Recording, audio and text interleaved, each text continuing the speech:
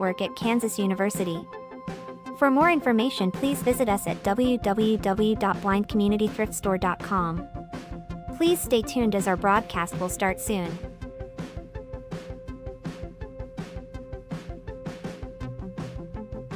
Please remember to like, comment, and subscribe on our YouTube channel now. At Blind Community Thrift Store on YouTube, and more info about this radio reading service, Navalins, and the Blind Community Thrift Store at www.blindcommunitythriftstore.com. The Blind Community Thrift Store radio reading service will begin shortly. We will be reading local news from around the Southwest Missouri area, Monday through Friday, 10 a.m. to 12 p.m. on YouTube, KSMU, and on the Audio Reader Network at Kansas University. For more information, please visit us at www.blindcommunitythriftstore.com. Please stay tuned as our broadcast will start soon.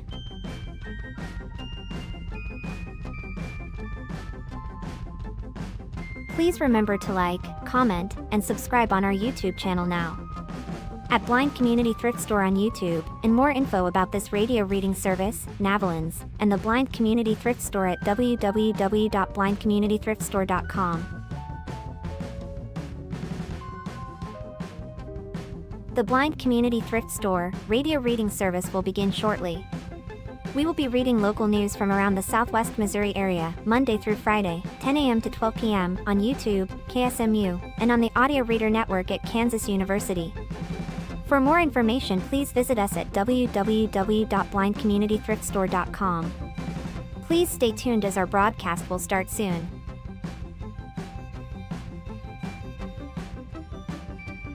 Please remember to like, comment, and subscribe on our YouTube channel now.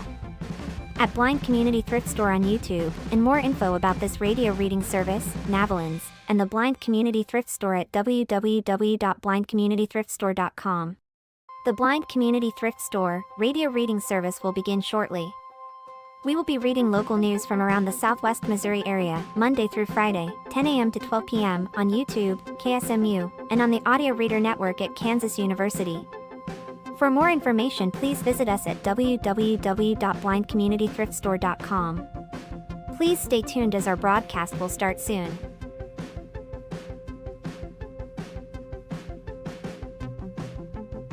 Please remember to like, comment, and subscribe on our YouTube channel now. At Blind Community Thrift Store on YouTube, and more info about this radio reading service, Navalins, and the Blind Community Thrift Store at www.blindcommunitythriftstore.com. The Blind Community Thrift Store radio reading service will begin shortly. We will be reading local news from around the Southwest Missouri area, Monday through Friday, 10 a.m. to 12 p.m. on YouTube, KSMU, and on the Audio Reader Network at Kansas University. For more information, please visit us at www.blindcommunitythriftstore.com. Please stay tuned as our broadcast will start soon.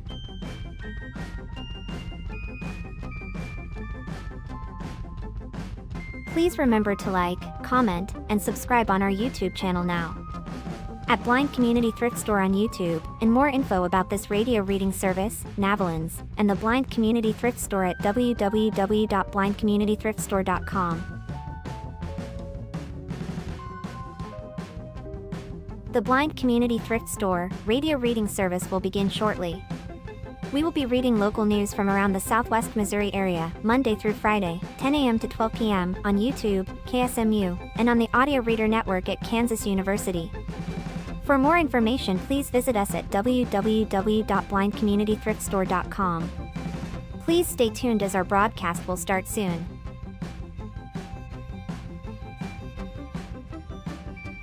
Please remember to like, comment, and subscribe on our YouTube channel now. At Blind Community Thrift Store on YouTube, and more info about this radio reading service, Navalins, and the Blind Community Thrift Store at www.blindcommunitythriftstore.com. The Blind Community Thrift Store radio reading service will begin shortly. We will be reading local news from around the Southwest Missouri area, Monday through Friday, 10 a.m. to 12 p.m. on YouTube, KSMU, and on the Audio Reader Network at Kansas University. For more information, please visit us at www.blindcommunitythriftstore.com. Please stay tuned as our broadcast will start soon.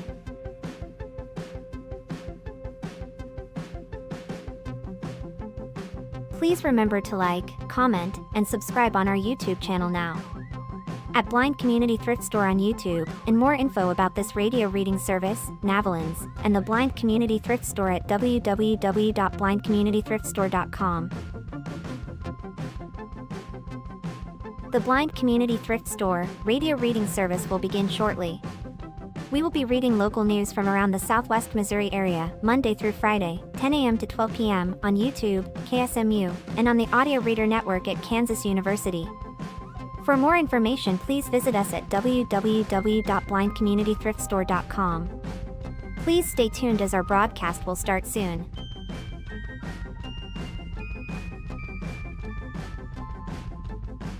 Please remember to like, comment, and subscribe on our YouTube channel now.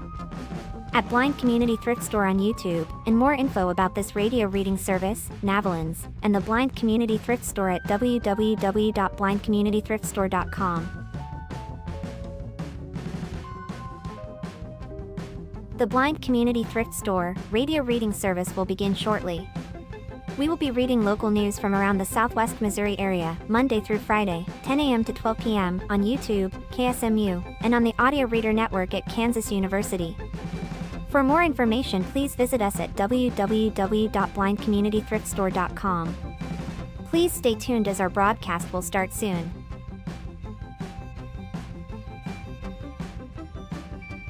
Please remember to like, comment, and subscribe on our YouTube channel now. At Blind Community Thrift Store on YouTube, and more info about this radio reading service, Navalins, and the Blind Community Thrift Store at www.blindcommunitythriftstore.com. The Blind Community Thrift Store radio reading service will begin shortly. We will be reading local news from around the Southwest Missouri area, Monday through Friday, 10 a.m. to 12 p.m. on YouTube, KSMU, and on the Audio Reader Network at Kansas University. For more information, please visit us at www.blindcommunitythriftstore.com. Please stay tuned as our broadcast will start soon.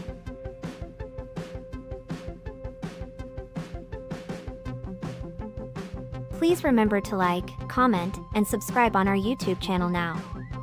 At Blind Community Thrift Store on YouTube, and more info about this radio reading service, Navalins, and the Blind Community Thrift Store at www.blindcommunitythriftstore.com. The Blind Community Thrift Store radio reading service will begin shortly. We will be reading local news from around the Southwest Missouri area, Monday through Friday, 10 a.m. to 12 p.m. on YouTube, KSMU, and on the Audio Reader Network at Kansas University. For more information, please visit us at www.blindcommunitythriftstore.com. Please stay tuned as our broadcast will start soon.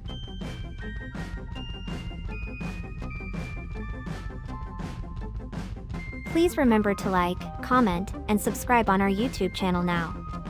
At Blind Community Thrift Store on YouTube, and more info about this radio reading service, Navalins, and the Blind Community Thrift Store at www.blindcommunitythriftstore.com. The Blind Community Thrift Store radio reading service will begin shortly. We will be reading local news from around the Southwest Missouri area, Monday through Friday, 10 a.m. to 12 p.m. on YouTube, KSMU, and on the Audio Reader Network at Kansas University. For more information, please visit us at www.blindcommunitythriftstore.com. Please stay tuned as our broadcast will start soon.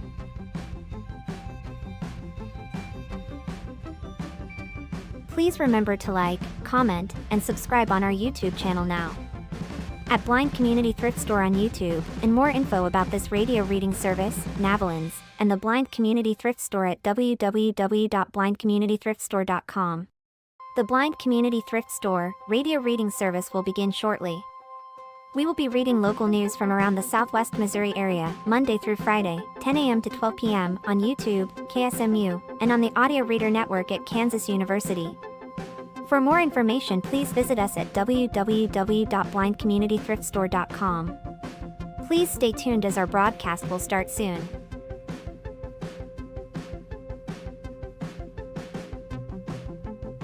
Please remember to like, comment, and subscribe on our YouTube channel now.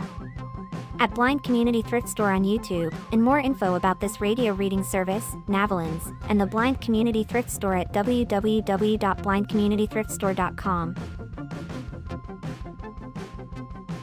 The Blind Community Thrift Store radio reading service will begin shortly. We will be reading local news from around the Southwest Missouri area, Monday through Friday, 10 a.m. to 12 p.m. on YouTube, KSMU, and on the Audio Reader Network at Kansas University. For more information, please visit us at www.blindcommunitythriftstore.com. Please stay tuned as our broadcast will start soon.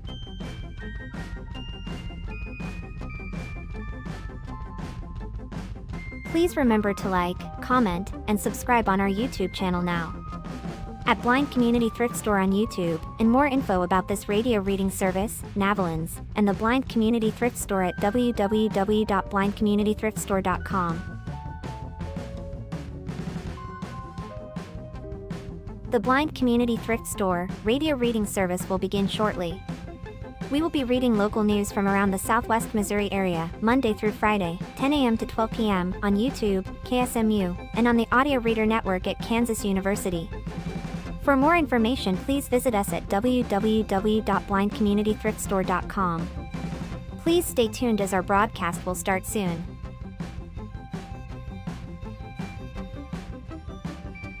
Please remember to like, comment, and subscribe on our YouTube channel now. At Blind Community Thrift Store on YouTube, and more info about this radio reading service, Navalins, and the Blind Community Thrift Store at www.blindcommunitythriftstore.com. The Blind Community Thrift Store radio reading service will begin shortly. We will be reading local news from around the Southwest Missouri area, Monday through Friday, 10 a.m. to 12 p.m. on YouTube, KSMU, and on the Audio Reader Network at Kansas University. For more information, please visit us at www.blindcommunitythriftstore.com. Please stay tuned as our broadcast will start soon.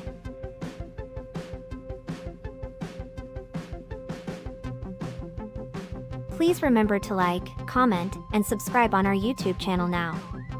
At Blind Community Thrift Store on YouTube, and more info about this radio reading service, Navalins, and the Blind Community Thrift Store at www.blindcommunitythriftstore.com. The Blind Community Thrift Store radio reading service will begin shortly. We will be reading local news from around the Southwest Missouri area, Monday through Friday, 10 a.m. to 12 p.m. on YouTube, KSMU, and on the Audio Reader Network at Kansas University. For more information, please visit us at www.blindcommunitythriftstore.com. Please stay tuned as our broadcast will start soon.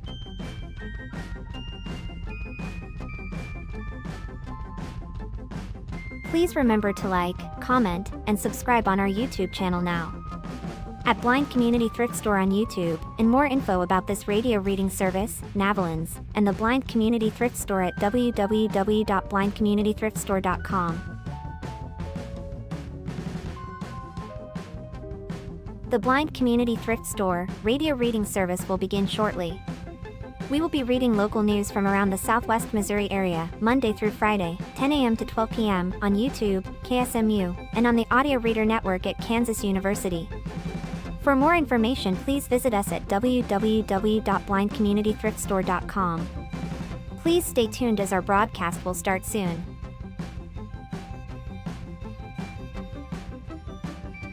Please remember to like, comment, and subscribe on our YouTube channel now.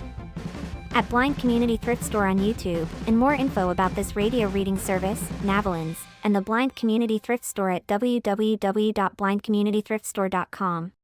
The Blind Community Thrift Store radio reading service will begin shortly. We will be reading local news from around the Southwest Missouri area, Monday through Friday, 10 a.m. to 12 p.m. on YouTube, KSMU, and on the Audio Reader Network at Kansas University. For more information, please visit us at www.blindcommunitythriftstore.com. Please stay tuned as our broadcast will start soon.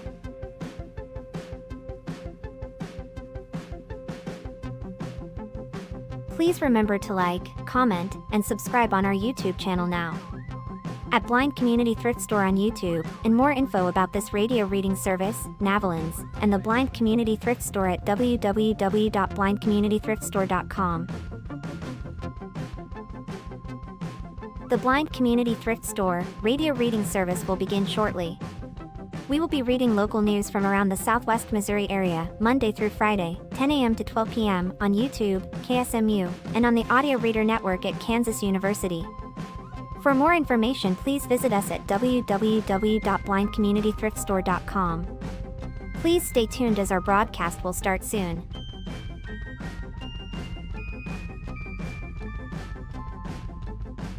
Please remember to like, comment, and subscribe on our YouTube channel now.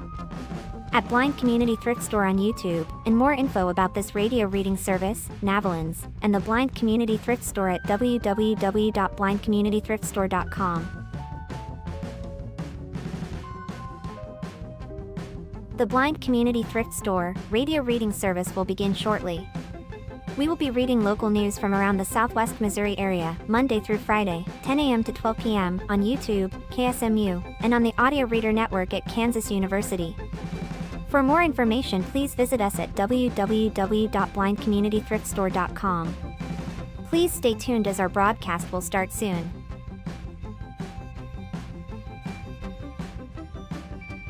Please remember to like, comment, and subscribe on our YouTube channel now. At Blind Community Thrift Store on YouTube, and more info about this radio reading service, Navalins, and the Blind Community Thrift Store at www.blindcommunitythriftstore.com. The Blind Community Thrift Store radio reading service will begin shortly. We will be reading local news from around the Southwest Missouri area, Monday through Friday, 10 a.m. to 12 p.m. on YouTube, KSMU, and on the Audio Reader Network at Kansas University. For more information, please visit us at www.blindcommunitythriftstore.com. Please stay tuned as our broadcast will start soon.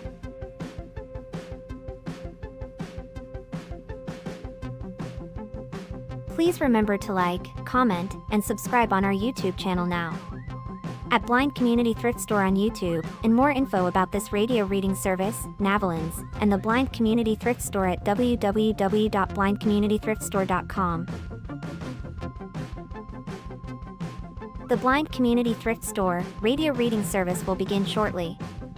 We will be reading local news from around the Southwest Missouri area, Monday through Friday, 10 a.m. to 12 p.m. on YouTube, KSMU, and on the Audio Reader Network at Kansas University.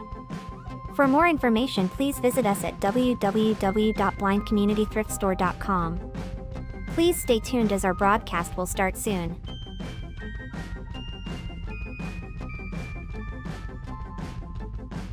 Please remember to like, comment, and subscribe on our YouTube channel now. At Blind Community Thrift Store on YouTube, and more info about this radio reading service, Navalins, and the Blind Community Thrift Store at www.blindcommunitythriftstore.com.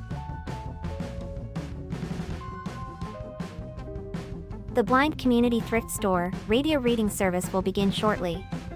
We will be reading local news from around the Southwest Missouri area, Monday through Friday, 10 a.m. to 12 p.m. on YouTube, KSMU, and on the Audio Reader Network at Kansas University. For more information, please visit us at www.blindcommunitythriftstore.com. Please stay tuned as our broadcast will start soon.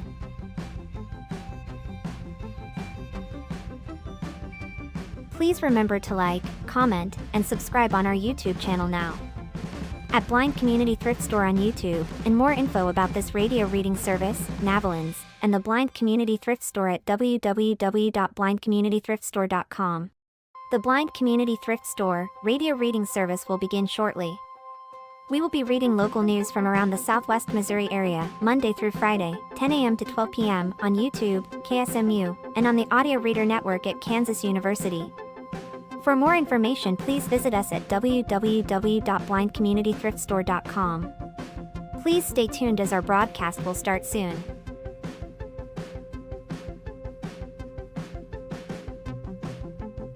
Please remember to like, comment, and subscribe on our YouTube channel now. At Blind Community Thrift Store on YouTube, and more info about this radio reading service, Navalins, and the Blind Community Thrift Store at www.blindcommunitythriftstore.com. The Blind Community Thrift Store radio reading service will begin shortly. Okay. All right. I'll start us out. Are we ready? Okay. Thank you for tuning in to the Blind Community Thrift Store radio reading service. My name is Christina, and I'm here with Matthew. We invite you to listen to our broadcast both live and on demand. Our live sessions are available on the Blind Community Thrift Store YouTube channel, Monday to Friday, between 10 a.m. and 12 p.m. each week. Additionally, you can access on-demand content through the Audio Reader Network, which offers a wide range of audio materials for the visually impaired community. To explore content from the Audio Reader Network, please visit www.reader.ku.edu. The site provides details about accessing content via Amazon Alexa, Audio Reader Network mobile app, and information on receiving a radio to listen to the broadcast by KSMU Radio. All broadcasts are played over KSMU's subcarrier airwaves at 67 kHz on 91.1 from 3 p.m. to 5 p.m. Monday through Friday. Contact Audio Reader Network for information on receiving a pre-programmed radio. Okay. From the Springfield Daily Citizen, Springfield Fire Union rejects city's pay increase offer, questions impasse procedure. A proposed amendment to the union's collective bargaining agreement with the city called for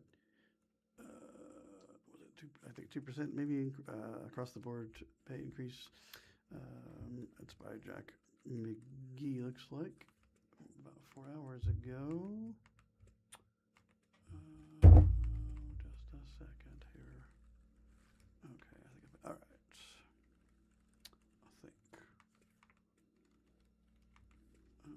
I found it. All right. Southern Missouri professional firefighters. Local 552. Before what's the photo? Hold on. Okay, let's see here. I think I found it though. Okay. Yep. Okay. It's back to the drawing board for the city of Springfield and the International Association of Firefighters, Southern Missouri Professional Firefighter Local 152. After the union's Springfield shop rejects the city's offer of 2% across the board pay increase in addition to, oops, go back. Where did it go? Oh, come on. Okay. To merit steps, looks like. Okay. Scheduled for our first reading and public hearing at the Springfield City Council's June 22nd meeting.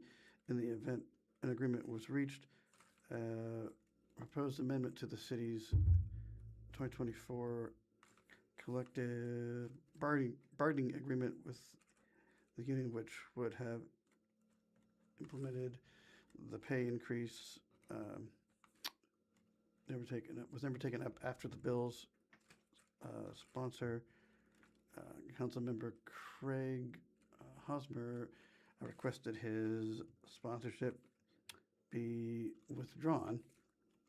Springfield shop members of Southern Missouri Professional Firefighters, which represents more than 400 firefighters across the region, voted unanimously on June 19th to reject the city's offer, according to the President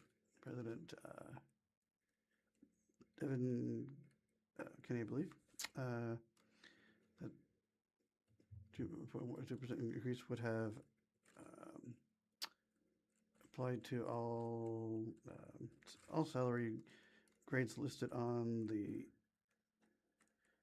80 to 1 2 hour salary schedule, which was included firefighters, equipment operators, rescue specialists, lieutenants, and captains. Kenny's speaking during the presentation.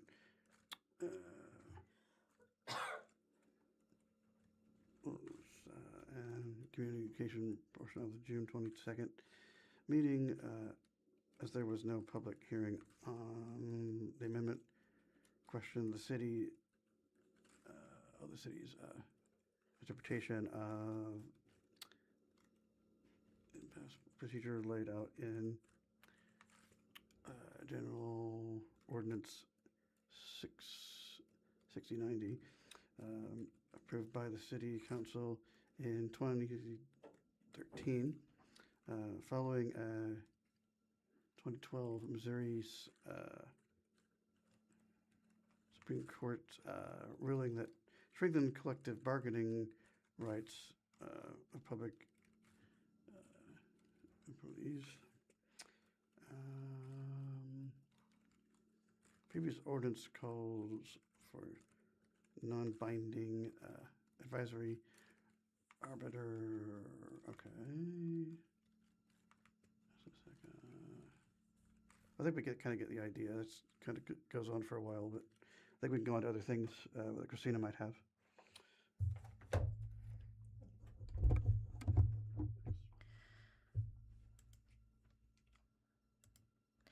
Childbirth left Missouri mother paralyzed. Childcare access helped her heal. This is from the Springfield News-Leader this morning at 3:48 a.m. Key points: a Missouri woman's traumatic childbirth experience, which resulted in paralysis, has led her to become an advocate for Black maternal health. The woman, Danielle Stewart, credits access to affordable childcare for allowing her to rehabilitate and rejoin the workforce. Stewart is now sharing her story to highlight the connection between maternal health, child care access, and social safety nets. The birth of Danielle Stewart's daughter thrust her into advocacy. She tells the story often. Imagine walking into a hospital to have your first child, Stewart said, and leaving on a stretcher alone, paralyzed from your waist down. Stewart says a failed epidural left her paralyzed from the waist down, a claim at the center of a lawsuit she later filed against the hospital, which ended in a settlement. She had to learn to navigate new parenthood and a disability at the same time. As she spent the following years learning to walk again, Stewart said her saving grace was access to safe, affordable childcare for her daughter, who she named Marilyn. Now Stewart is joining forces with some of the state's leading advocacy groups to tell her story to a wider audience as campaigns advocating for both Black maternal health and access to childcare continue to gather momentum around the state. In Missouri, Black women are more likely to suffer maternal morbidity as state and community leaders work to reverse adverse outcomes. And as the state's child care crisis continues, a growing number of families are seeking out state subsidies to access affordable daycare. It's all connected, Stewart said. How do you talk about maternal health without talking about child care, she said. Listen to your patients. Stewart was induced in October 2014. Her epidural was placed, but she continued to feel contraction pains. Encouraged by the medical team to press the bolus to inject an extra dose of pain medication through the catheter, she instead felt an electric jolt through her back that sent her scurrying up the side of the bed in agony. The anesthesiologist dismissed her concerns, she said, attributing her pain to back labor. Eventually, a new epidural was placed before her labor ended in an emergency cesarean section. 72 hours later, Stewart still couldn't feel her legs.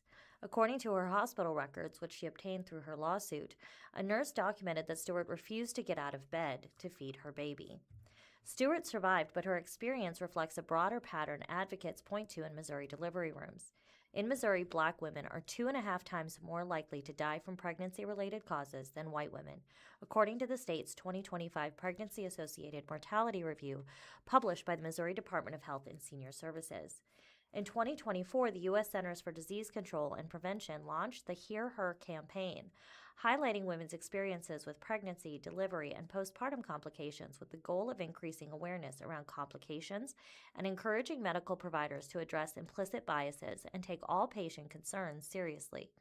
Stewart is part of a local storytelling campaign called To Be Heard. That's the number 2, the letter B, Heard. That mirrors the federal effort. The initiative was launched by Generate Health, a St. Louis area nonprofit focused on addressing racial disparities in maternal and infant health. Lori Gully, Chief Operating Officer at Generate Health, said Stewart's experience tells a story of the importance of listening to women, listening to pregnant people when they feel or notice things that aren't right. This spring, Stewart told her story to a group of mothers and healthcare providers gathered in St. Louis. Her resounding call to action, listen to your patients.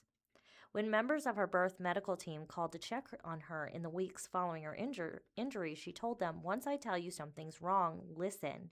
Do you understand the scariest thing to me is a doctor that doesn't listen to their patient? Childcare as a turning point. A few days after Marilyn was born, Stewart signed over temporary custody of her daughter to her mother. Then she was wheeled to a rehabilitation center in St. Louis, where she spent the next several weeks. She wasn't able to breastfeed her daughter. Her career as a parent educator at St. Louis Public Schools was put on hold. When Stewart returned home, she faced rigorous physical therapy. It was the main focus of my life. I was a spectator in the caring of my child, she said. I had to sit on the sidelines because of my physical state and watch my mom and brother take care of my child, which was traumatic enough. Marilyn turned 1. Time went by, and the toddler still wasn't walking. At that point, I realized my child wasn't walking because I wasn't walking, Stewart said. Eventually, Stewart regained enough control of her legs to drive. The first place she took herself was on a search for childcare, anxious to put Marilyn in an environment with children who were walking. Because of her disability and income, Stewart qualified for state subsidies, including the federal Early Head Start program, which allowed her to access high-quality childcare for her daughter at no cost. Marilyn became the first Head Start student enrolled at University City Children's Center in St. Louis County. This allowed me to focus enough to rehabilitate myself, to not just be a mom to my kid, but to also rejoin the workforce eventually. For the first time since Marilyn was born, Stewart became the primary caregiver for her daughter, a role her mother and brother had previously filled. While her child was at the daycare center, Stewart could focus on outpatient rehabilitation, as well as taking care of household needs, like grocery shopping while using a scooter without a roaming toddler in tow. When I saw what having childcare and affordable childcare did for my trajectory, I was convinced that it was extremely important that people, especially vulnerable people, have access to affordable childcare, she said. Because it didn't just help my child, it helped me too. There was no wait list a decade ago when she enrolled Marilyn in Head Start, but today Missouri families living below the poverty line could face a delay. In March, the state began placing families who apply for child care subsidies on a wait list and now grants funding on a priority basis rather than first come, first served, attributing the change to a 19% increase in program demand the prior year. Within 3 weeks, more than 550 families were on the wait list. Stewart said the state's ongoing child care crisis have motivated much of her advocacy work. This spring, she joined Kids Win Missouri in advocating for more access to safe, affordable childcare, sharing her story with lawmakers. It's not only a story about all the things wrong with the system, but her triumph over it all, said Casey Hansen, Deputy Director of Kids Win Missouri. I hope those kinds of things are a reality check to our legislators, because we bring those statistics and things to them all the time, but it doesn't take in the same way when you actually hear the story, and this isn't someone who did something wrong or someone who made choices themselves that landed him in that position. This is a bigger systems issue that led to experiences that Stewart had, the safety net that helped her rebuild. 5 years to the day after her daughter was born, Stewart reached a settlement agreement with the hospital. She used the money to move out of St. Louis, purchasing a home in Ladue so she could send her daughter to one of the best school districts in the area. Her feet are still paralyzed, but she can walk on her own with the help of ankle and foot orthotics. Her back is often in pain, and she still uses a scooter on days when she has to be on her feet often. Stewart, who now works as a parent community engagement specialist at the YWCA in St. Louis, said she frequently works with families who could benefit greatly from enrolling their children in childcare in order to invest time into their own work, education, and personal betterment opportunities. Something just as simple as childcare allowed me to be able to focus on changing our trajectory, Stewart said. I wanted to take the situation and turn it into the best thing that it could possibly be for not only my daughter, but for me too. And I needed community to do that. And I didn't do it alone. I needed social safety nets to do that. Stewart relied on a range of government and community programs to care for herself and her daughter as she underwent rehabilitation, including the Special Supplemental Nutrition Program for Women, Infants, and Children, also known as WIC, Utility Assistance, and Medicaid. Now, some of these programs face cuts. Earlier this month, the U.S. approved a bill that would cut $141 million in fruit and vegetable benefits for WIC. Experts have estimated that if the appropriations bill ultimately passes, it will reduce monthly vegetable and fruit allowances by about 10%, according to the Washington Post. I don't know of anybody who's proud to have used food stamps or proud of having to use WIC. However, it fed my daughter, Stewart said. I think that it's better to understand that we all share the same world, but we don't all share the same realities. And there are things that we can make more equitable for people so that their outcomes can be better.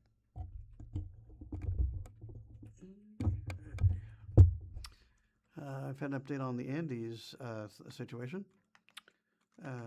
from last night. Where'd it go?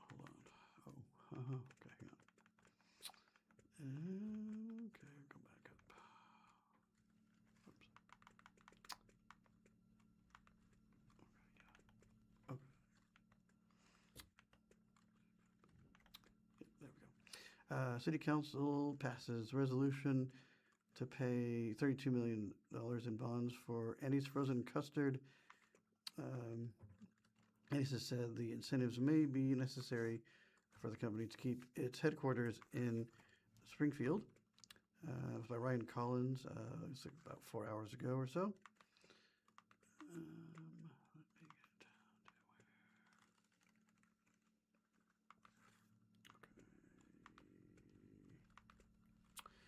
Springfield City Council passed a resolution Monday, June 22nd, to allow city staff to come up with a development plan that would issue up to $32 million in bonds for the construction of a new headquarters for Andy's Frozen Custard.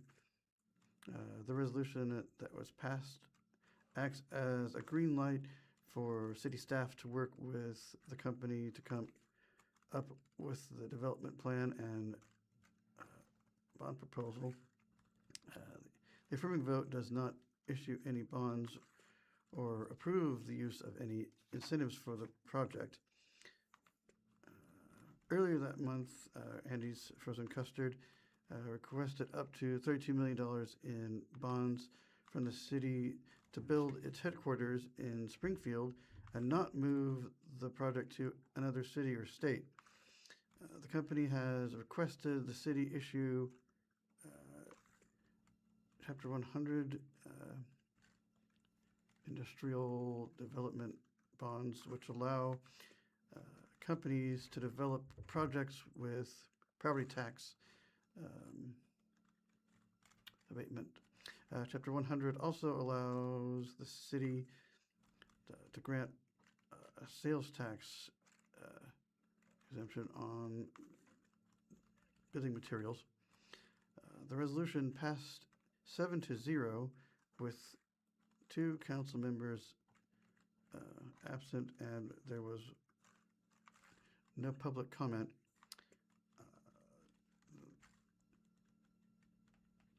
The majority of the discussion of the resolution was to further define the process and the timeline for the industrial development bonds.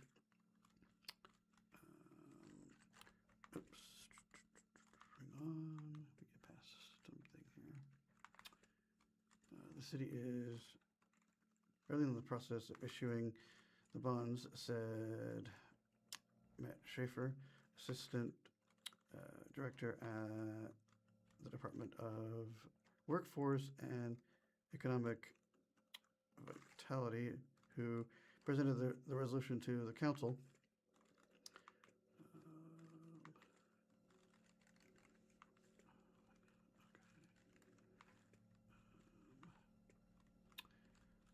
Now that a resolution of intent has passed, city staff and the company will begin to prepare plans for the project and the issuance of bonds. There will be a notice of a public hearing on the bond issue and cost-benefit analysis will be sent to constituents, I guess. If the resolution is approved, that would give kind of a green light to the company to proceed with preparing an individual development plan, the co-benefit analysis, and all the associated documents. Schaefer told council members before they voted on the resolution. And then it would proceed to City Council for a public hearing and consideration. Schaefer further explained that the bonds serve strictly as a funding mechanism to implement the tax abatement. There is minimal risk to the city because the lease agreement paid by the city services the debt. Annie's Frozen Custard unveiled plans for its new headquarters at East Springfield at the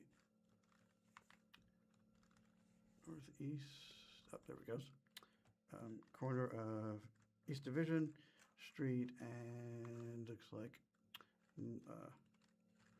North Lacombe Road, and the project will include more than 43,000 square feet office space and looks like 9,000 square feet warehouse space.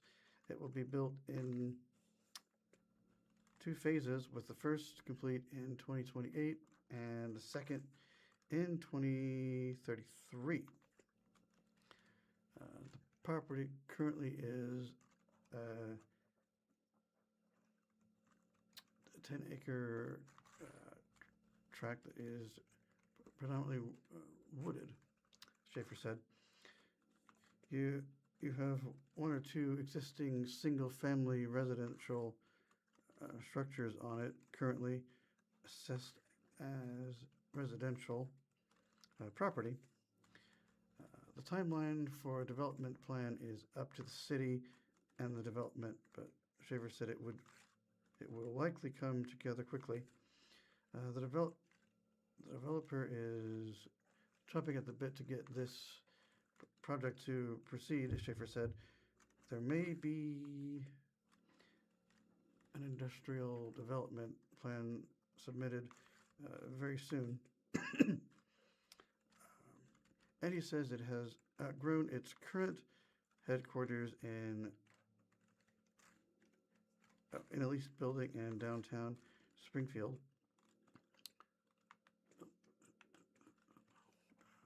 Oh, and that is the end of the article. On to Christina. Springfield News-Leader, Springfield Little Theater reveals 2026 to 27 season lineup by Janice Reeser, June 18th, so this was posted a few days ago. Springfield Little Theater has announced the lineup for its 2026 to 2027 main stage season, featuring 7 productions at the Landers Theater, 311 East Walnut Street, Springfield. The season will run from September 26th through June 2027, according to a community announcement. Les Miserables will kick off the season, running September 11th through 27th. The musical tells the story of Jean Valjean, a former convict who seeks redemption in 19th century France. Arsenic and Old Lace, a comedy about 2 elderly women who poison lonely old men, will follow October 16th through 25. Rudolph the Red-Nosed Reindeer will run November 27th through December 13th, offering a family-friendly holiday production. Once Upon a Mattress, a musical comedy based on the fairy tale The Princess and the Pea, will run January 29th through February 13th. Dear Evan Hansen, a Tony Award-winning musical about a high school student with social anxiety, will run March 12th through 28th. Peter Pan Goes Wrong, a comedy about a disastrous production of Peter Pan, will run April 23rd through May 9th. Mean Girls, a musical based on the 2004 film, will close out the season June 11th through 27th. Tickets on sale in July. Emerald level sustaining memberships and patron memberships went on sale June 12th, with season subscriptions available starting July 6th, according to the announcement. Single tickets for all season productions will be available beginning at noon Central on July 13th. The Springfield Little Theater box office can be reached at 417-869-1334 or visit springfieldlittletheater.org, and that theater is R-E instead of ER, springfieldlittletheater.org. This story was created with the assistance of artificial intelligence, AI. Journalists were involved in every step of the information gathering, review, editing, and publishing process. Learn more at https://cm.usatoday.com/ethical-conduct/.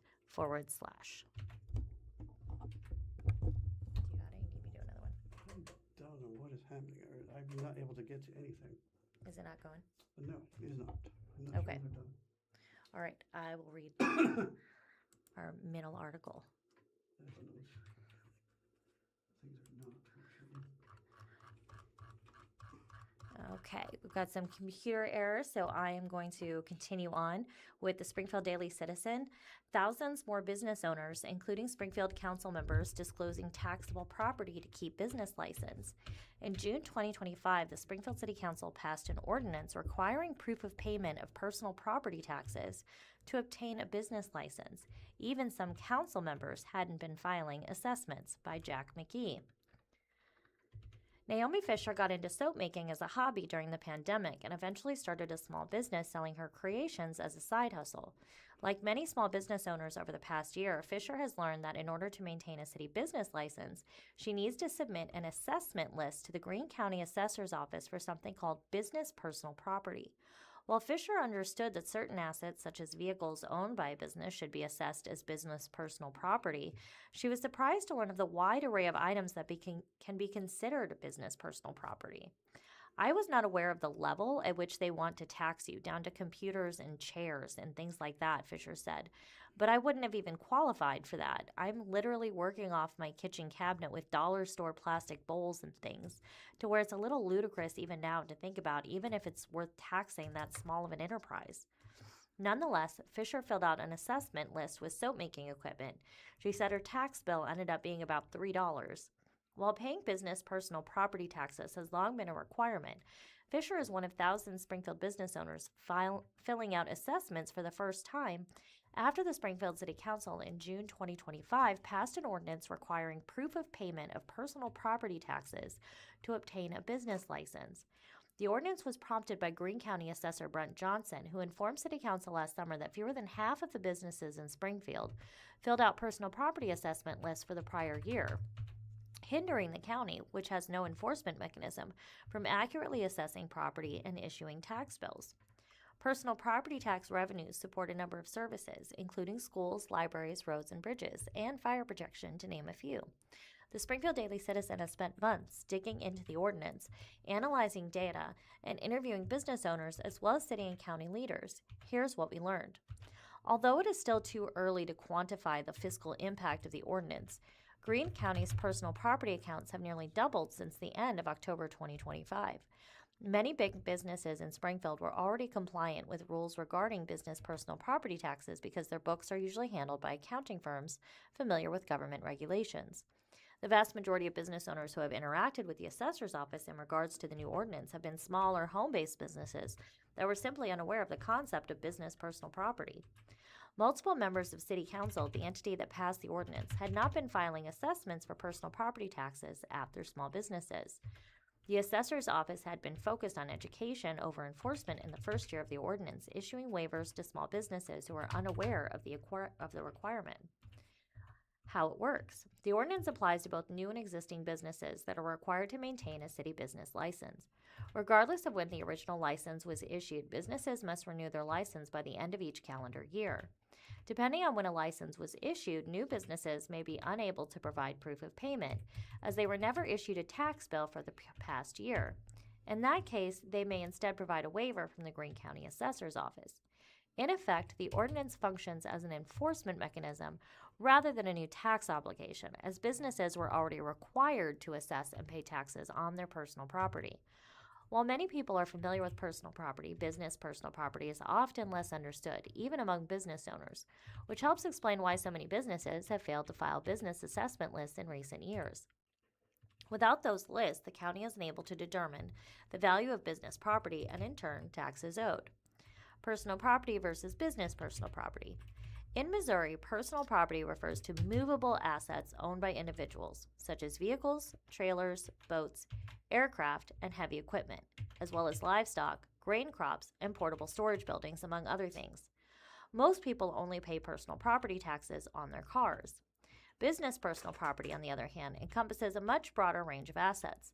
State law defines business personal property as tangible personal property used in trade or business or used for production of income, and which has a determinable life of longer than 1 year. As such, business personal property can include many of the same assets individuals assessed as personal property if owned by a business. But by that same definition, business property can include much more. For example, if you own a restaurant, that includes all your restaurant furniture. That includes all your kitchen equipment, That includes your cash register and your security system and all that kind of stuff. It's considered business personal property, Johnson explained. Greene County Business Assessment List template provides a few examples like copiers, adding machines, office furniture, and manufacturing equipment. Like cars and other types of personal property, business property depreciates. Most assets can be categorized into a specific class life schedule ranging from 3 to 15 years. Businesses that are unsure what class life a particular asset belongs to can just list it on the large blank box on the front of the form, and the assessor's office will place it where it belongs. While some assets have to be listed individually, others, namely those that can be categorized into a class life, can be combined with everything else in the same class life purchased in the same year. Rather than listing each asset individually, the assessor's office is only looking for the total acquisition cost. Although businesses are also expected to list leased equipment, such as vending machines and commercial dishwashers, taxes are only levied against the lessor and not the lessee. Inventory for resale is not taxable. While assessment lists for both personal and business property are typically due on March 1st of every year, state law requires assessors to provide a 1-month grace period. Assessments can be appealed to the Greene County Board of Equalization up until the second Monday in July, though Johnson encourages prospective appellants to first come in and talk with the assessor's office. How the business license ordinance came to be. The Springfield ordinance requiring proof of payment of personal property taxes in order to obtain a business license was the subject of controversy both before and after its passage. First proposed in March 2025 by Councilmember Craig Hosmer and then Mayor Ken McClure, the measure was ultimately referred to the City Council's Plans and Policies Committee by a 7-2 vote, with only Hosmer and McClure opposed. Johnson, who addressed council members at the March 2025 meeting, said he raised the issue with Hosmer after City Council passed an ordinance authorizing the Springfield Police Department to tow vehicles with expired, missing, or invalid license plates or tags. In most cases, compliance with personal property assessments can be enforced by requiring motorists to present a property tax receipt when renewing tags or registering a vehicle. With information from the Missouri Department of Revenue, the assessor's office is able to cross-check personal property assessments. However, there is no such enforcement mechanism for business personal property, at least at the state level. Although state law authorizes assessors to assess businesses directly, Johnson said he doesn't have the time or staff to do so consistently. As a result, business personal property relies on voluntary compliance and what Johnson describes as an honor system. I simply emailed Hosmer and said, if you're going to do this to individuals, why don't you do this to business as well, who aren't doing this? Because it's about being fair, Johnson recalled. I said, if we're going to tow someone's personal car because they didn't turn in their personal property list, why aren't we going to the businesses who weren't turning in their personal property? Mr. Hosmer took it from there, and Mayor McClure. Prior to the Springfield ordinance, Johnson said only about 50% of Springfield businesses had filed assessment lists, which can be submitted online, in person, or by mail, email, or fax. After months of inaction on the business license ordinance by the Plans and Policies Committee, Hosmer brought it back before Council in June 2025, this time as the lone sponsor. This time around, Council passed it by a 6-1 vote, with only Councilmember Derek Lee opposed, and Council members Brandon Jensen and Monica Horton abstaining. 2 months later, Mayor Jeff Schrag admitted that he had inadvertently supported the measure and proposed a new bill that would have suspended enforcement of the newly passed ordinance and referred it back to committee for review, citing concerns over unintended consequences of adding new regulations without a thorough vetting process. After seeing the ordinance through to passage, Hosmer was taken aback by Schrag's efforts to suspend enforcement and send it back to committee, and questioned the reasoning behind suspending enforcement. The ordinance, Hosmer argued, is simply intended to ensure businesses are paying their fair share. We always complain about not having the resources we need for our schools, not having the resources we need for our parks department, not having the resources we need for our health department, not having the resources we need for developmental disabilities, not having the resources that we need for services that we provide in the city of Springfield and Greene County, Hosmer said at the time. And this is a piece of legislation that would help that. Ultimately, the City Council never voted on Schrag's proposal. Instead, Schrag worked with Hosmer to come up with a compromise, one that would allow continued enforcement, send the ordinance to committee, and authorize the city manager to grant variances through June 30th, 2026. City Council approved the compromise legislation 8-0 with Schrag absent. However, the city manager has yet to grant a single variance. In lieu of that, the Greene County Assessor's Office has issued waivers that the city's licensing division is accepting in place of property tax receipts. With June 30th approaching, the Plans and Policies Committee is set to discuss the section of City Code amended by the ordinance at its June 23rd meeting. Businesses must complete assessment form in order to receive waiver. With few exceptions, businesses are now required to provide either a property tax receipt for business personal property or a waiver issued by the assessor's office to obtain or renew a business license. In some cases, such as a sole proprietorship, the city will accept tax receipts for an individual's personal property as opposed to business property. The licensing division explains the code change in a letter included in renewal packets sent out at the end of 2025. Whether for a new business license or a renewal, applications submitted without a property tax receipt or waiver are simply not accepted. If they do not have it, then we do not keep their application and they must obtain it and resubmit. Licensing supervisor Quincy Couvert said. When asked how many applications have been rejected as a result of the new requirement, Couvert said the city does not keep count. In many cases, in-person applicants will simply go across the street from the Bush Municipal Building, where the licensing division is located, and obtain the necessary documentation from the assessor's office housed within the Greene County Historic Courthouse. In cases where a business fails to include a personal property tax receipt or waiver when applying by mail or email, the city will notify the business and give them 2 additional business days to provide the documentation before they will be required to resubmit entirely. While the compromise ordinance authorized the city manager to grant variances through June 30th, the city will continue to accept waivers indefinitely, Couvert said. However, the assessor's office will not continue issuing waivers to the same businesses year after year. In fact, businesses must complete an assessment list as a condition of receiving a waiver.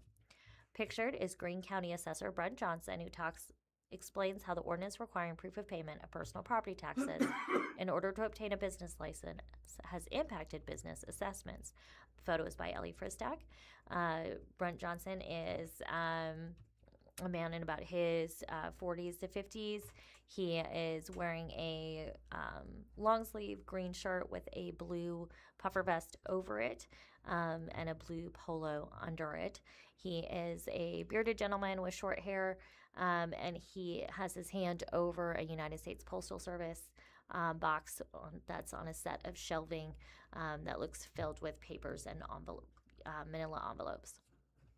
As a result, the county will have a more complete and accurate record of businesses for future assessments, and business owners will better understand their responsibilities as it relates to business personal property.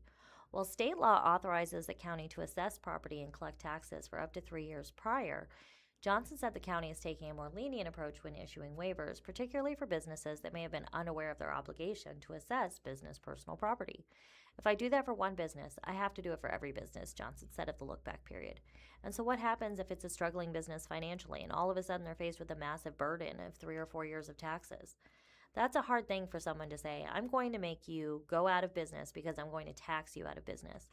So do I treat everybody the same and say we're going to get you corrected and move forward, almost like amnesty kind of, or are we going to go back and actually going to make you pay all of this?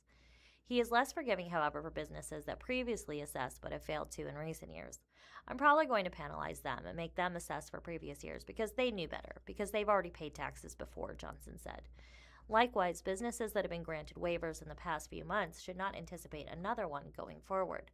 Next year, there won't be as many waivers because you're submitting your assessment list, so you'll have your receipts then. And so then we'll see what waiver process dies down as we go forward because the businesses are getting assessed then, Johnson said. This is the kind of grace period year where we were being very graceful to folks. It's a learning process. Active business accounts doubled since October 2025. Although the ordinance did not assign any new responsibilities to the assessor's office, the county has nonetheless been impacted. Between November 20th and May 1st, the assessor's office issued 2,912 waivers. In total, the county has more than 18,000 business accounts.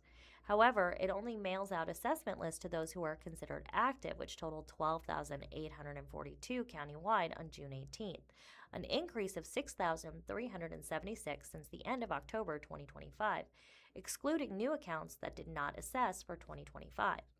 Since many businesses close from year to year, we can only truly estimate that we doubled our business active accounts for 2026, Johnson said. While the increase in active accounts represent countywide trends, the Springfield ordinance has clearly played a significant role both for Springfield-based businesses and businesses outside of the city that maintain a city business license. Of the 12,248 active accounts on May 1st, assessment lists for 7,583 had been completed and processed, and 2,163 were returned and waiting to be processed. Despite receiving a second notice, businesses associated with 1,932 accounts had not returned their assessment lists. Meanwhile, only 145 of the 715 businesses that initially returned their lists blank or reported no assets sent back a completed list or affidavit of no assets upon receiving a special notice. Johnson said they are unable to accept blank assessment lists and will reach out to the rest of those businesses and possibly conduct assessments in person. If they are unable to determine a business's assets, the assessor's office will apply a minimal assessed value based on similar businesses. What happens then is that when the tax bill is generated, it kind of gets your attention, and then they usually come in and we correct everything and amend everything, Johnson said. Pictured are business assessment lists, collected and sorted and received by date, and there's a box full of file folders with dated tabs. While Greene County is experiencing the greatest impact, the effects of Springfield's ordinance are being felt in other counties as well. Christian County is being affected by it. Lawrence County is being affected by it because those companies are doing business within the jurisdiction of Springfield, so they have to have a business license, Johnson said. In a February interview, Christian County Assessor Jeremy Burns said his office had issued waivers to several businesses looking to maintain their Springfield business licenses. Like Johnson, Burns said he was issuing waivers to these businesses while requiring them to fill out assessment lists.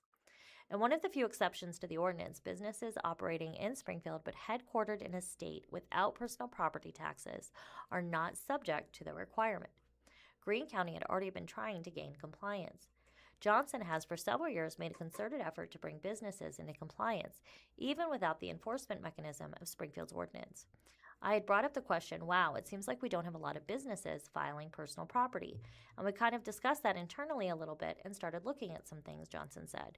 So for 2022, we kind of made the effort to, when we were out in the field looking at real estate or things like that, if we noticed businesses, we just happened to hop on to see if they were within our system or not. And if they weren't within our system, then we would add that account. It wasn't really a robust program. We did it when we could, and we would find things here or there. It wasn't until 2023, Johnson said, that his office began placing greater emphasis on insuring businesses, particularly those receiving American Rescue Plan Act funding from the county.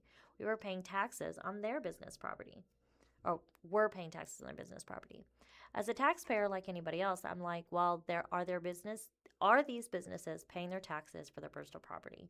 So we sat down and started going through it and said, oh no, they're not, Johnson said. So we started adding the ARPA recipients to the list. Also in 2023, Johnson requested Springfield's list of business licenses to compare it with the county's business personal property accounts, though not all types of businesses are required to obtain a city business license or are subject to business personal property taxes. It started in 23, but it wasn't really a focused project of ours, Johnson said. It was when we had time to do it and we could take a look at it, as well as we still had our real estate people out in the field call us up when they came across a business they thought was a new business or something. In addition to Springfield's business license list, Johnson said they have also used the Secretary of State's office and the Springfield Area Chamber of Commerce as resources to further identify businesses that didn't have business accounts. Last year, they began soliciting business license lists from other cities in Greene County. In reviewing these lists, Johnson said patterns emerged in the types of businesses less likely to assess, noting that beauty parlors and vape shops had not traditionally filed. So we would then add them to our system and send a list, and they would call and we would explain the process to them or explain the statutes to them. And I would say probably 96% were pretty responsive and positive, Johnson said. There's always a few who are not happy. Likewise, Johnson believes the vast majority of businesses his office has interacted with as a result of the Springfield ordinance, particularly smaller home-based businesses, were simply unaware of what business personal property is and that they were supposed to be assessing it. In contrast, larger companies are more likely to utilize accounting firms that are more familiar with business personal property, Johnson said. Small businesses navigate the world of business personal property. To educate business owners who may be unfamiliar with the concept of business personal property, Missouri State University's eFactory this past March hosted a seminar with staff from Springfield's Licensing Division and the Assessor's Office who provided an overview of the ordinance and how to assess business personal property. Ashley Baum, Director of Operations for Kid Sister, was among those in attendance. Kid Sister is a Springfield-based marketing agency specializing in asset creation through a number of services, including photography, graphic design, and social media management. As her Director of Operations, Baum is charging with figuring out what the ordinance meant for Kid Sister. Luckily, I have family members who work in tech, so it kind of just is passive information that I understand a bit more than like my other business partners, Baum said. Pictured are several citizens sitting at tables with papers and drinks, listening to the seminar. Local business owners gathered at Missouri State's E-Factory for a seminar on the city ordinance requiring proof of payment of personal property taxes in order to obtain a business license. Photo by Ellie Fristak. Though she understood how the ordinance worked, she was still confused about what exactly is considered business personal property. I don't want to generalize business owners, but I would say this. If they're going into their own business and they're an entrepreneur, their passion is doing what they're doing in their own business, not figuring out all these little things that they have to do. To expect people, I mean, we have to do it as business owners. That's our responsibility, but it's hard to do all these things. While appreciative of the E-Factory seminar, Baum suggested that education on the issue of business personal property could be improved, especially for new business owners. I think a step-by-step guide, it doesn't need to be in-depth, but just like a guide of what it is, how it works, what counts, Baum said. Even just that page that they told us that they had depreciation values and stuff like that, and the categories of things would be helpful. Assets used by 2 businesses only needs to be assessed by 1. Samantha Mayer of the Greene County Assessor's Office to local business owners during the compliance checkup luncheon. Pictured is Samantha Mayer. She is a woman with medium-length brown hair. She has it tied back behind her ear and the rest hanging long. She's wearing a white and black striped shirt. And kind of French tucked into her black pants. She's standing at a clear podium with a microphone, and there is a screen behind her that says Lisa Darst and Samantha Mayer of the Greene County Assessor's Office. Even some council members were surprised by the scope of business personal property. In reporting this story, a Daily Citizen reporter examined personal property tax records of businesses owned and registered to council members and the mayor. While property tax receipts on the Greene County Collector's website are generally indicative of whether a business has assessed its personal property, it doesn't tell the full story. Some businesses, namely those involved in real estate, may not have any business personal property. Additionally, assets used by 2 businesses only need to be assessed and taxed by 1, according to Samantha Mayer, who leads the Business Personal Property Division at the Assessor's Office. Even so, businesses are advised to at least reference it on the account for which it is not being assessed to ensure the county is aware of the distinction and avoids taxing someone twice for the same asset. While uncommon, such scenarios do arise. 2 businesses sold by Mayor Schrag earlier this year, the Daily Events and Pioneer Formal Accessories, serve as an example. While both the Daily Events and Pioneer Formal Accessories have business personal property accounts, records with the Greene County Collector's Office only show tax receipts for the Daily Events. In an interview with the Daily Citizen, Schrag explained that Pioneer Formal Accessories didn't have any personal property, but instead used equipment owned and assessed by the Daily Events. Pictured is Springfield Mayor Jeff Schrag, shown here delivering the annual State of the City speech on June 4th, 2026, was initially concerned about the potential negative impact of the ordinance linking personal property tax payments to city business licenses. Photo by Jim Wilson. He's wearing a button-down denim shirt. He has a white beard with a little bit longer gray hair.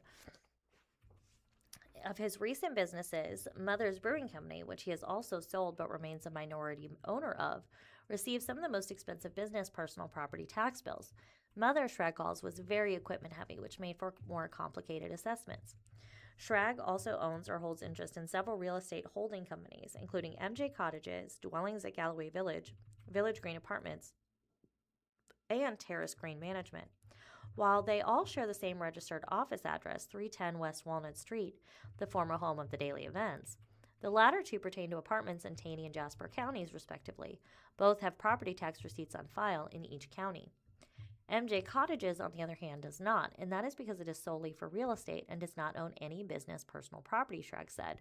While classified as active with the Secretary of State, Schrag said the Dwellings at Galloway Village referred to an apartment complex that was never built as a result of the Great Recession. Ordinance, a learning experience for some council members. While Schrag was fairly familiar with the concept of business personal property before the City Council passed the ordinance, the policymaking process served as a learning experience for other council members. The process of creating the policy and approving the policy was very educational in terms of, I think it let everyone know that there is a possibility, and I think we learned that from the Greene County public speaker who came and spoke about the fact that there are businesses that are not paying that tax because they don't know, Councilmember Horton said. Horton is the founder and CEO of Lenica Consulting Group, which specializes in strategic planning, program evaluation, research data analysis, and human engagement. Up until last year, Horton had not filed a business assessment list based on the lack of property tax receipts before 2025. Even though she already assesses her car as personal property, Horton said she also listed it as business personal property out of an abundance of caution. Besides that, Horton said her only other expenditure is on general office supplies, which in many cases have a determinable life of less than a year, and therefore would not need to be listed as business property. Though she abstained from voting on the business license ordinance, Horton acknowledged it has been effective in giving the county a little bit more teeth in collecting taxes on business personal property. That being said, Horton said she can understand why some businesses may have been unaware that they are subject to business personal property taxes. You can have a small business that's like a storefront or you're renting out a commercial space, but when it's your home-based business, I believe it is likely that you will not know, Horton said. You will not know also because you don't have the resources to consult with a tax attorney or that sort of thing. Pictured is Zone 1 City Council member Monica Horton, who says the business license ordinance has been effective in giving the county a little bit more teeth in collecting taxes on business personal property. She is holding a microphone and speaking to people at the meeting. She is wearing a pearl necklace, and a nice blue blouse with curly hair and glasses. Like Horton, Councilmember Bruce Adib-Yazdi also learned of his business personal property tax obligations upon passing the ordinance. Although his full-time job is as Vice President of Development with the Vicino Group, Adib-Yazdi also owns Bruce A. Design LLC, a small architectural consulting company. It's really just a hobby job, I'll call it, Adib-Yazdi said. But because I'm licensed as an architect, I want to be sure I had a bona fide entity set up, and I had the proper insurance to cover those kind of issues if it ever came to an issue. Adib-Yazdi was among the thousands of business owners to receive a letter in his business license renewal packet notifying him of the new requirement. Last year when I got my renewal for business license, I got that notice with it, and I took it down to the county assessor's office and I said, so what am I supposed to put on here? Because nobody told me when I got my business license that I had to also fill out a property tax for my business, Adib-Yazdi recalled, recognizing that many business owners are like in the same boat. The only asset Adib-Yazdi could think to include as an assessment list was his personal laptop, which he purchased in 2020. While assets used for two different businesses only have to be assessed under one, that is not the case for a business owner's personal items used as a part of a business. Even if it is primarily personal, such assets are supposed to be assessed as business personal property, according to Mayor of the Assessor's office. Based on his calculations, Adib-Yazdi, having received a waiver last year, anticipates a minuscule tax bill at the end of 2026. Even so, he questioned whether the laptop should be considered business personal property at all. It's probably a fair shake, but there's no way to split that cost, Adib-Yazdi said. It's either all in or not, and luckily for me, the all-in part was 5 years ago when I bought it. Pictured is Bruce Adib-Yazdi, council member representing Zone 4, found he needed to declare a laptop as taxable business property, voted by Jim Wilson. He is has a long beard, gray, and about in his 40s or 50s as well. He is wearing a gray suit jacket with a patterned blue button-down shirt underneath and a navy blue or black tie. He is sitting at a laptop with a microphone, it looks like, at a council meeting. In addition to her day job at Cox Health, Councilmember Heather Hardinger also owns two small businesses, Empower Consulting LLC and Unify Global Solutions LLC. Hardinger said she had no idea that she owes business personal property taxes, noting that both companies have been inactive for some time. In the past, Hardinger said her business personal property likely only consisted of a laptop. I have property accounts and assumed they existed because I secured a business license several years ago, Hardinger said in part. It's been so long since I've operated in either capacity that unless I received an email or paper bill, I would have no idea what was owed tax-wise. As most taxpayers, I want to ensure I'm compliant with the city in terms of tax liability, but it's also important to know details of those taxes and how to find out what you owe and how to pay for it. Of the 3 companies registered to Councilmember Lee, only one, Willard 80 LLC, does not have business personal property tax receipts on file with the collector's office, and that is because it is limited to real estate, Lee said. Even so, he described the process of having to assess computers and desks as a pain and said he would prefer to pay a flat fee. Though it has since been dissolved, Central SGF Community Housing LLC, registered to Councilmember Jensen, also doesn't have personal property receipts on file with the collector's office. Jensen explained that he established the LLC in hopes of buying a property next to his house to get first-hand experience of how rental properties work and to ensure that it did not become an out-of-state owner's investment property. Jensen said he was ultimately unable to acquire the property, adding that he confirmed with the assessor's office that he did not fail to file any forms. Because law firms are not required to have a city business license, the ordinance has had no impact on Hosmer or Councilmember Abe McGull. Hosmer is a partner at Hosmer, King & Royce, LLC, and McGull owns McGull Law Firm, LLC, a private practice that operates out of Hosmer's law office. However, law firms are still subject to business personal property taxes. Both Hosmer, King & Royce and the McGull Law Firm have personal property tax receipts on file with the Greene County Collector's Office. Prior to purchasing his own assets, McGull said he was able to utilize property owned by Brad Bradshaw, from whom he previously rented office space. Even as a staunch supporter of the ordinance, Hosmer acknowledged that many business owners are likely unaware of their obligations to assess and pay taxes on business personal property. Some people just don't know, Hosmer said. They don't know they have to do it, and that's probably on us. We don't educate people as we should, or the county. Even so, Hosmer acknowledged that the scope of business personal property can sometimes go too far, recalling a case where a woman had to pay personal property tax on her personal cell phone. Councilmember Callie Carroll did not respond to a request for comment. However, Secretary of State records do not show her as a registered agent for any businesses. Shrug. I was late to get on board is probably an understatement. While welcoming of the Plans and Policy Committee's upcoming review, if only to evaluate the ordinance's effect on city staff, Shrek acknowledged that it has not had as much of an impact as he initially feared. My whole goal with this was to lessen the impact on businesses and staff. Those two things, to have an organized system because it's new and looks like kudos to the staff, both staff, city and county, for finding creative ways to make this work, or sensible ways to make this work, Shrag said. Shrag added, I certainly want to give Councilmember Hosmer credit. He's the one that championed this, and I was late to get on board is probably an understatement. I was nervous about it, but wanted to give credit where credit is due. Regardless, he would still like to provide city staff the opportunity to provide their assessment of the ordinance and recommend any changes they see as necessary. This is by Jack McGee. Jack McGee is the government affairs reporter at the Springfield Daily Citizen. He previously covered politics and business for the Daily Citizen. He's an MSU graduate with a Bachelor of Science degree in journalism and minor political science. You can reach him at jmcgee@sgfcitizen.org or 417-837-3663. From the Springfield Daily Citizen, study suggests new library could do well in Southwest Springfield. As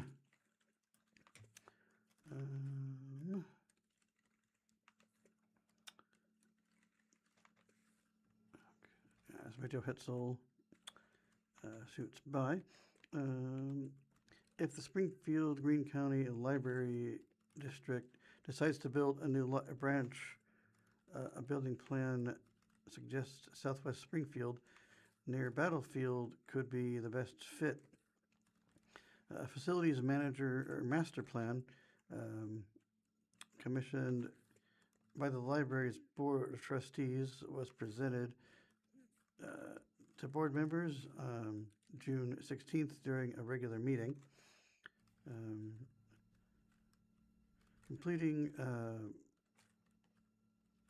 Completed by Paragon Architecture. The plan took stock of the library's current branches, including building conditions. Getting the study done was a goal of the library's 5-year strategic plan. According to its summary, the plan finds that the library's branches are serving their communities, but several of them are supporting more than their systems, layouts, leases, and support spaces can handle. The board took no action after hearing a presentation from Paragon officials last week.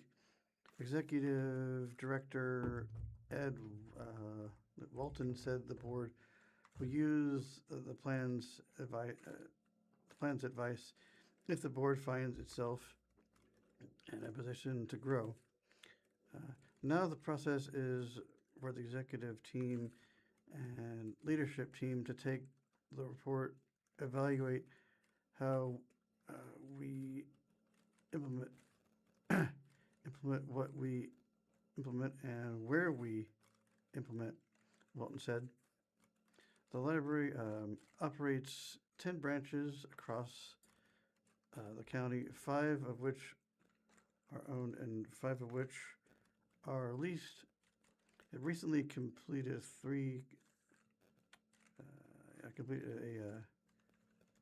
reconstruction projects, partially funded with federal COVID-era recovery grants. The owned branches include 4 of the 5 located within Springfield's city limits. The Library Center, Library Station, Midtown, Carnegie, and Schweitzer, Brentwood. The district also owns Republic, Park Central in Springfield, as well as branches in Ash Grove, Fairgrove, Stratford, and Willard are leased from property owners. The study paired those locations with popular growth trends, finding that over the last 3 years, the areas with the biggest growth trends are in Stratford, south of Willard, and the 360.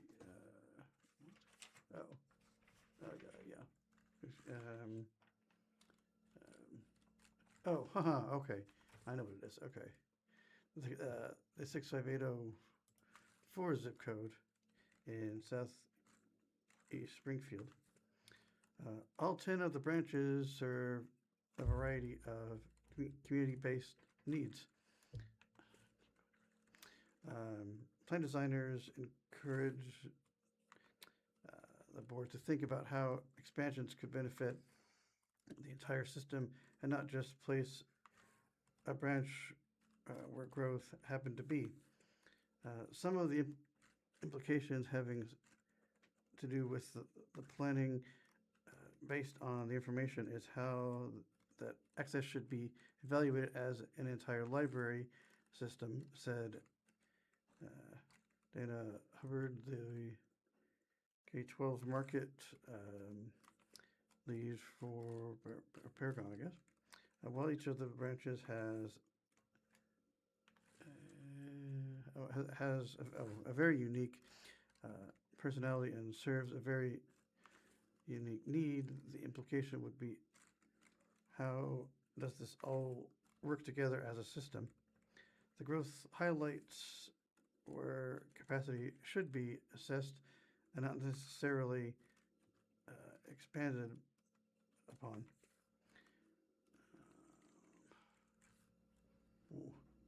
Jared Younglove, project manager for Paragon, said that the plan was developed through a study of building conditions and service evaluations. It offers short-term and long-term recommendations for each branch. Springfield locations have individual needs. The 5 branches located in Springfield are spaced well from north to south, but not from east to west.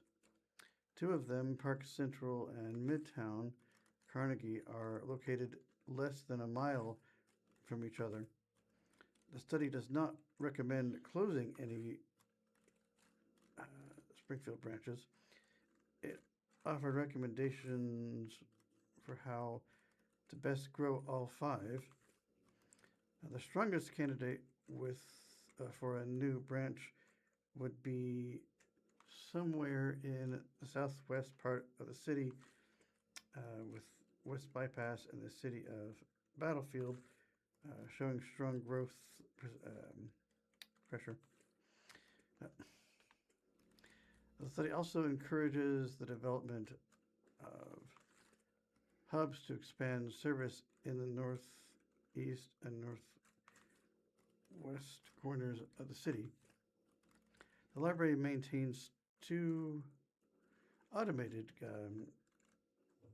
kiosks on East and West Chestnut Expressway. The study summary presented last week makes no mention of those kiosks. Lease is up for Fair Grove building in 2029. One of the more pressing decisions the library faces involves the Fair Grove branch. A new location will have to be found because it will lose its lease in 2029. The building is owned by the city of Fair Grove, which does not intend to renew the lease past that, Younglife said. Additionally, the study encourages upgrades to the Stratford branch. The area's growth may warrant investing in the possibility of a future branch. Because the building used for the Ash Grove branch is limited, a study encourages a deeper look into combining with Willard, which could use more space for youth and for programming. Because a new branch was recently completed, the study recommends only outdoor development for Republic, such as a new sidewalk or garden spaces. Plan calls for much more study before action. The study cautioned that not every recommendation is ready for action. While some plans, such as the green space development at Republic and maintenance needs Midtown, Carnegie, are ready to move forward, others require more refinement or relations, such as combining Willard and Ash Grove or moving central administration out of the library center. Any future projects will be decided in accordance with the library's strategic plan. Walton said the plan helps give direction to the library's vision by giving an expert opinion on the building needs. It gives us the concept of how we move forward in meeting all of our community's needs, because we are not doing that today, Walton said during the meeting. And I think that this gives us a good roadmap of how to move forward in making those decisions. And that is the end of the article. On to Christina again. We are broadcasting live from the Blind Community Thrift Store, the world's first retail store to use NaviLens to help navigate and inform blind and visually impaired individuals while shopping with little to no assistance.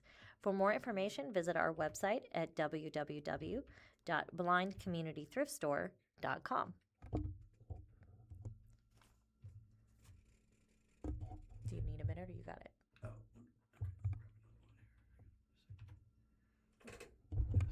let me do something. There we go.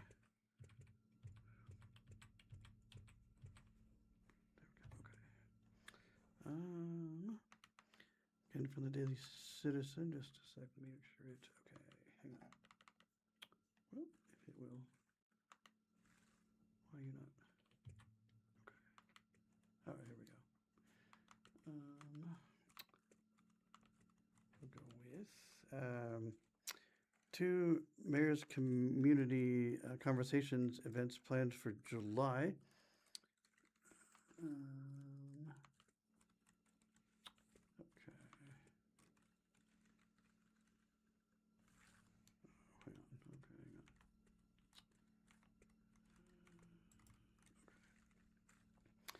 hang on. Springfield Mayor, where'd he go? I lost him. I just shrug. Okay, that's more the caption. Hold on. Hang on. Got the caption in here. Being very strange. Okay. All right. Okay, here it is. All right.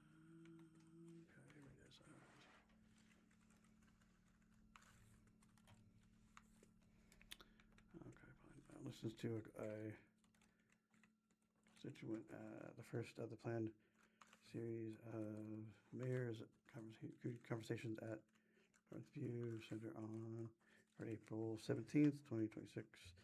In addition to the mayor representatives from the city department and Zone 1, City Councilor Monica Horton were present to have one-on-one conversations with representatives. Okay, that was the photo. Could not figure out a way to get past that. Okay, here we go. Finally, Springfield Mayor Jeff Schrag will be hosting the next 2 Mayor's Community Conversation events on July 16th and July 30th. The Thursday, July 16th event will be held at the Boys and Girls Club of Springfield.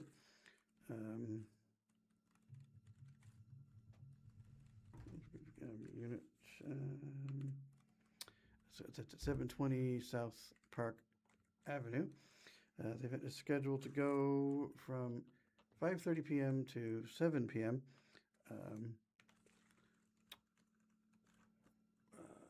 For the west side part of the west side and neighborhoods there.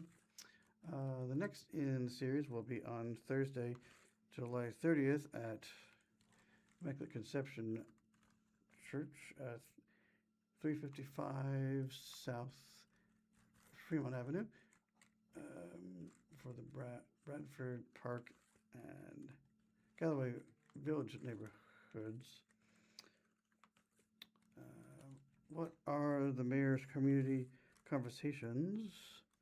The Mayor's Community Conversations series was developed in partnership with Springfield's 24 registered neighborhoods, the Neighborhood Advisory Council, and City Clerk Anita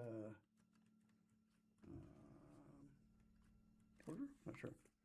According to the news release from the city, these events are designed to provide a space for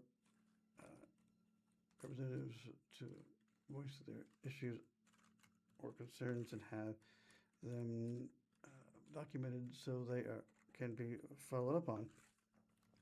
After the community conversation, the city will assign concerns to relevant departments and provide a public recap for each session's concerns and what followed up actions are being taken.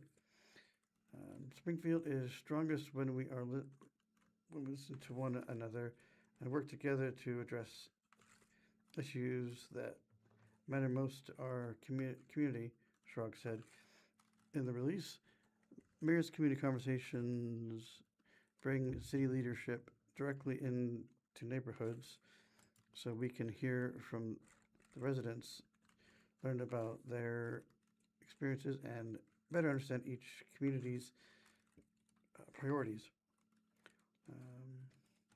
The event led to changes to animal control policy.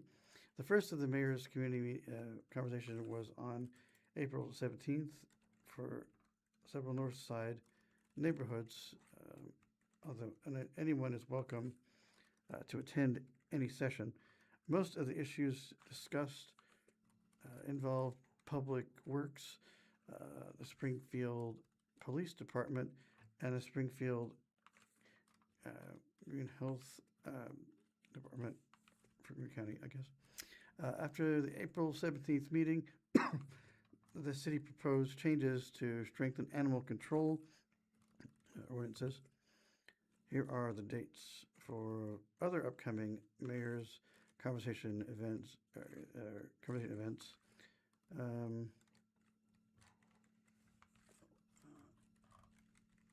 That is the end of that, I think.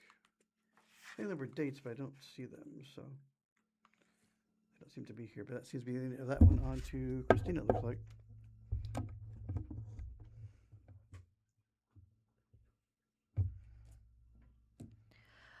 Springfield Daily Citizen, Ronnie Morris, deaf and unsheltered man profiled by Daily Citizen, has died. Ronnie Morris and his longtime girlfriend, Sherry Daniels, allowed a reporter and photographer to spend time with them as they navigated life on the streets and shelters in late 2024, by Jackie Rewald. Pictured is Ronnie Morris and Sherry Daniels. She is wearing a toque-style hat with a looks like a sweatshirt style jacket and gloves. He is wearing a camo hat with an American flag and is a bearded gentleman wearing a security vest or a safety vest with layered clothing, and it's a black and white photograph. When a reporter and photographer from the Springfield Daily Citizen first met Ronnie Morris and Sherry Daniels on November 21st, 2024, the couple was staying under a bridge. Photo by Jim Wilson. When Ronnie Morris first met a reporter and photographer with the Springfield Daily Citizen in late 2024, he and fiancée Sherry Daniels were bundling up and hunkering down, getting ready to spend the night under a bridge in downtown Springfield. It was a bitterly cold and windy evening. The couple, both deaf, had been homeless since 2019. As they laid out layers of blankets for bedding, Morris motioned to the reporter for her notebook and pen. His cracked, shaky hands wrote one question: "Do you know any church may help us to pay motel?" Sherry collapses on a sleeping bag as she and Ronnie begin packing their belongings after they were told by a Springfield police officer they could no longer stay under a bridge where they had been sleeping in late November 2024. It's a camo-style, natural camel, looks like dirt and leaves, sleeping bag. She's laying on it in her jeans and her sweatshirt, jacket, and hat. Ronnie is standing above her, and they have their 2 shopping carts filled with blankets and supplies. In a later interview, this time with an American Sign Language interpreter, Morris shared more about what it's like for him on the streets of Springfield. "Being homeless, if you look at me, I'm dirty," he said, "but this isn't who I am. I can't bathe. I'm dirty all the time. When we are on the streets, it's how it has to be, but this isn't who I am." Ronald Montgomery Morris, known as Ronnie to friends and family, died on May 31st. He was 64.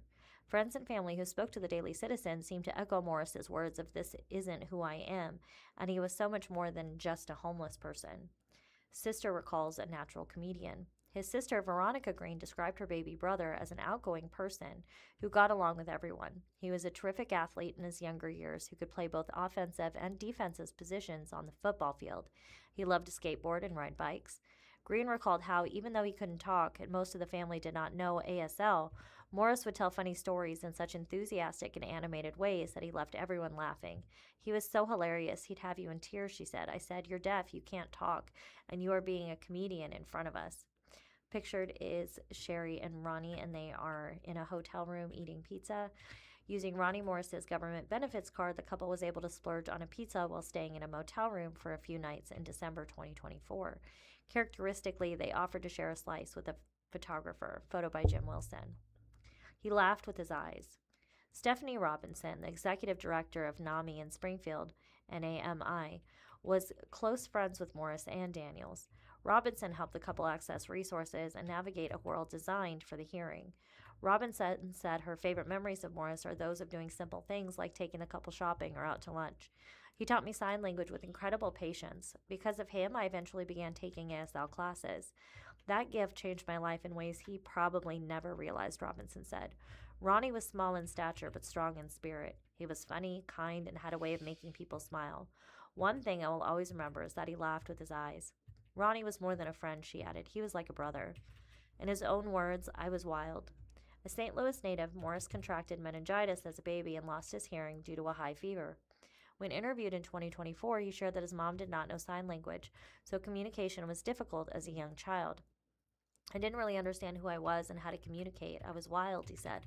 I just didn't understand. My mom couldn't handle me. Pictured is a more up-close black and white image of Ronnie.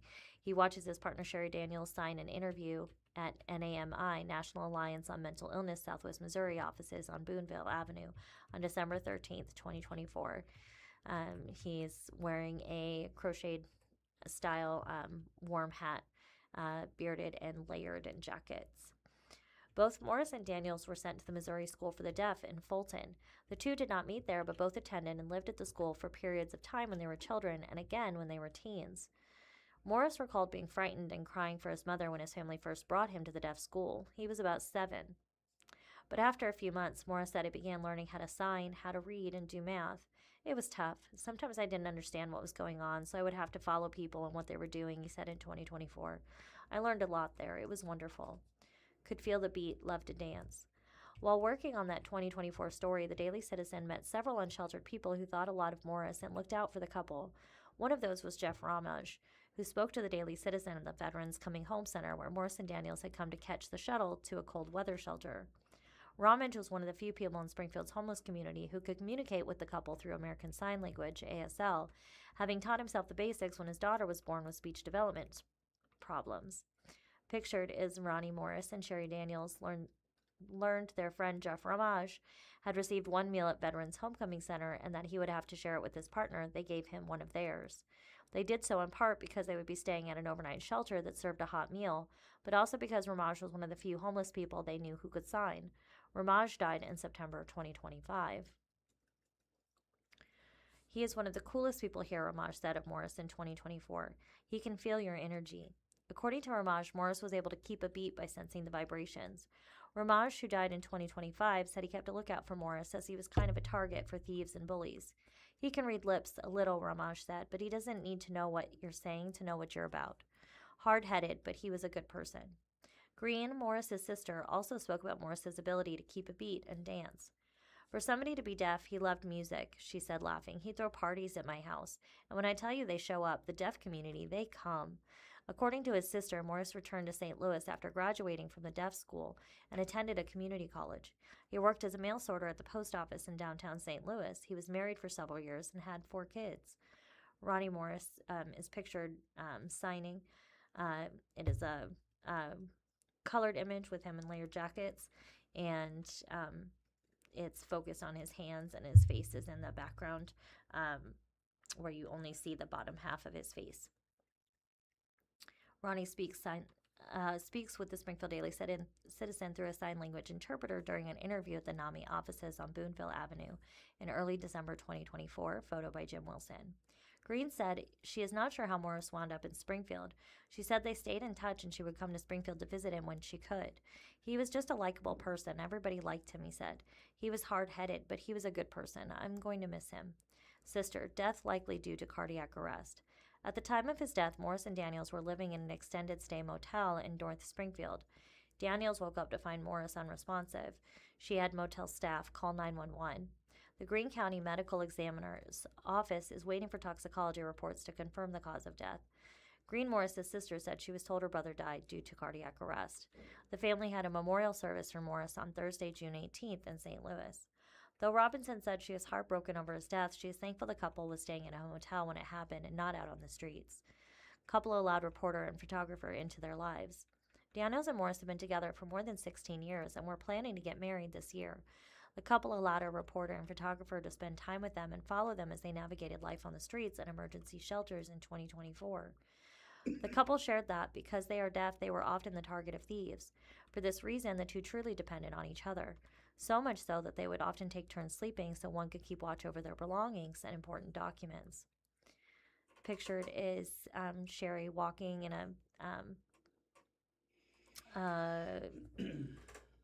Carhartt-style onesie suit, and Ronnie is laying on her shoulder while she is smiling.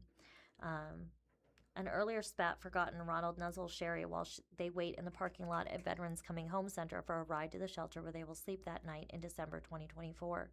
Not all shelters accept couples, so it's important for them to get a spot at one that does.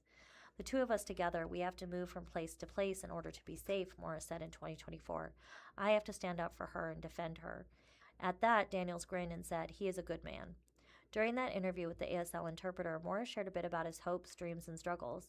I'm not giving up on God. First, I need to get settled down, he said. I need to just find a place to chill.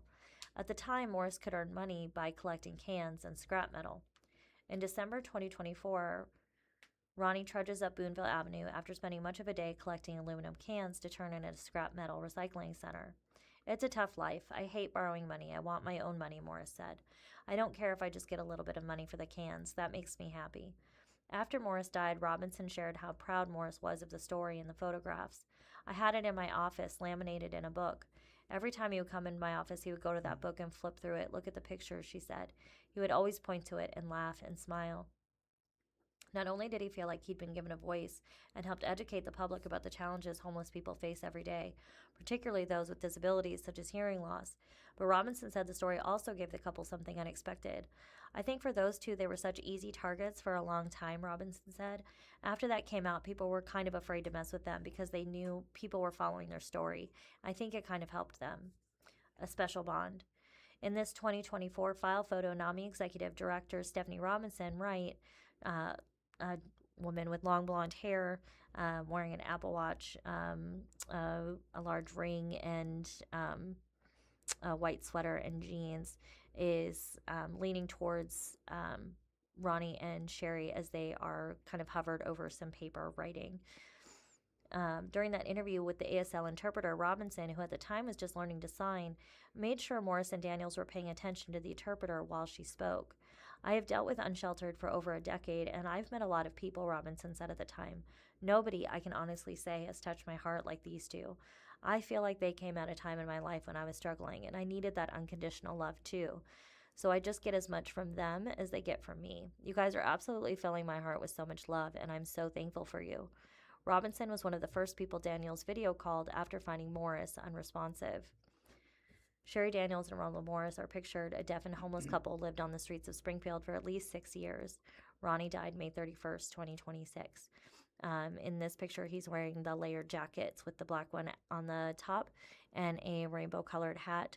Sherry is wearing the Carhartt-style suit with the sweatshirt jacket and other layers underneath, and looks like she is looking to someone signing. According to Robinson, Daniels was distraught and refused to go back into the motel room after Morris's death. So Robinson spent much of the next 2 weeks collecting donations, both monetary and household items, to get Daniels into an apartment. Daniels was able to move in on June 12th. Robinson described Morris as a silly and sweet soul who could smile with his eyes. What I admired most was his patience, his loyalty, and the deep love he had for Sherry, Robinson said. Despite the challenges they faced, he never lost his gentle nature. He reminded me that some of the strongest people are often the ones who have endured the most. By Jackie Raywald. She is a reporter at the Springfield Daily Citizen. She covers public safety, the courts, homelessness, domestic violence, and other social issues. Her office line is 417-837-3659. The Springfield Daily Citizen, we have an update. El Cafecito owners say they're not opening second location on C Street. Ryan Collins wrote this one. Editors note this story was updated after the owners of the business reached out to explain they are not opening a second location after permits had been filed on their behalf, or on the company's behalf. The owners of El Cafecito, the Little Coffee shop, say they are not opening a second location on Commercial Street after the Daily Citizen published an article highlighting building plans that had been filed on the company's behalf to move into the ground floor of the, I'm not quite sure, SANK Suncofa building, maybe, at 411 West Commercial Street. We just chose not to open a second location, the company said in a Facebook message to a Daily Citizen reporter. Nothing fell through. Building and location are fine. We just don't want to open one. We are fine where we are. A building project was filed with the city of Springfield in late April that called for, I think, infill or something for a project titled El Cafecito Infill at 411 West Commercial Street, Suites D and E. The plans are listed as being under review and have not yet been approved by the city.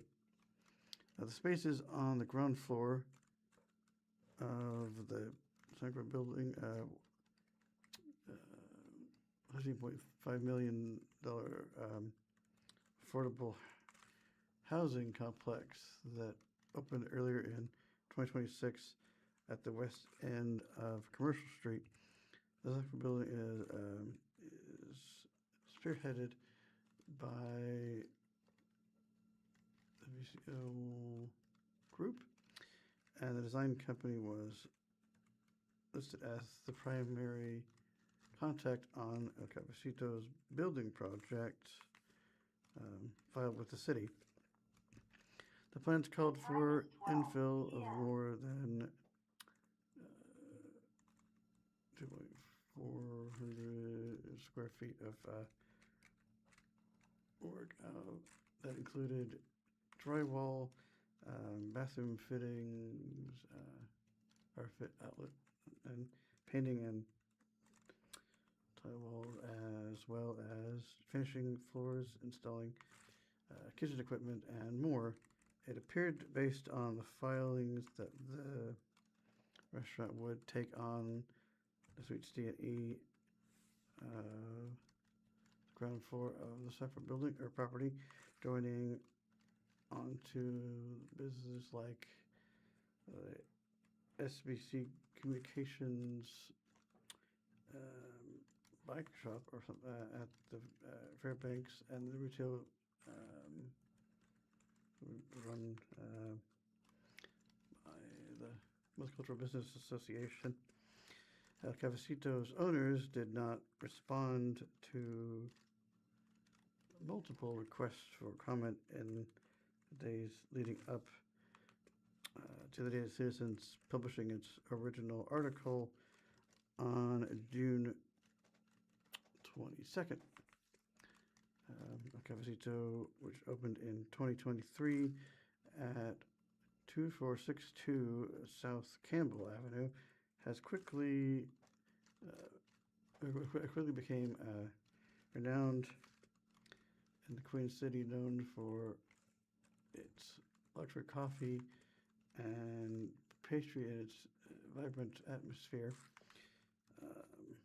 The business owners opened a sister building in 2024 called Escojote, located at the 2528 South Campbell Avenue. Another caption thing. We get past that here. No, okay, I think I found it. Okay. Like I said, the little coffee shop is a popular place to stop for coffee, sweets, and casual meals in South Springfield. Here's the photo. Okay. Oh, that is the end of the article, looks like. Unfortunately, it's a short one. All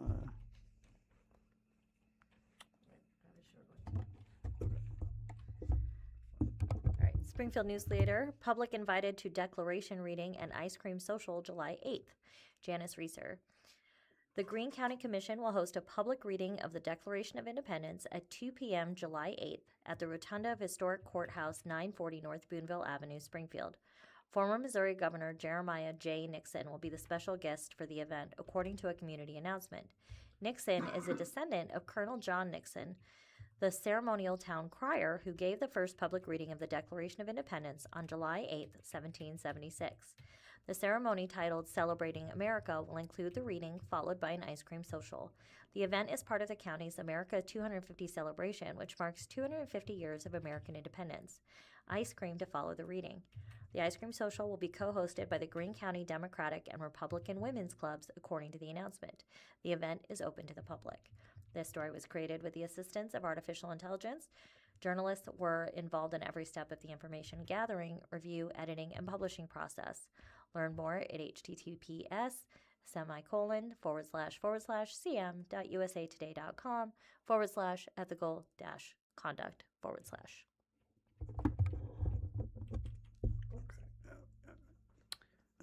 Just a second here.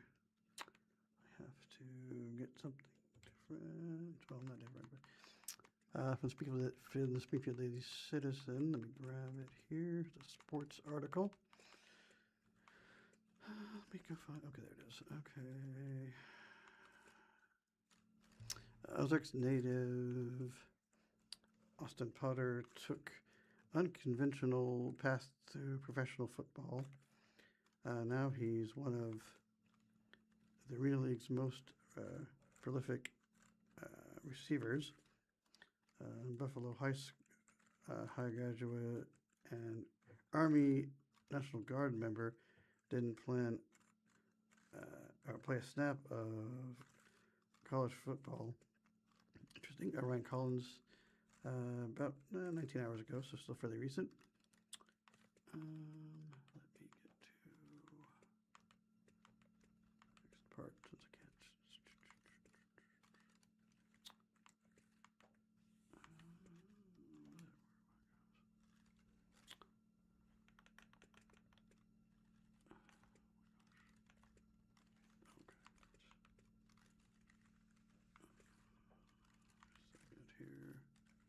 Okay, here we go. Seeking past defensive backs and making harrowing over-the-wall catches was fun for Austin Potter.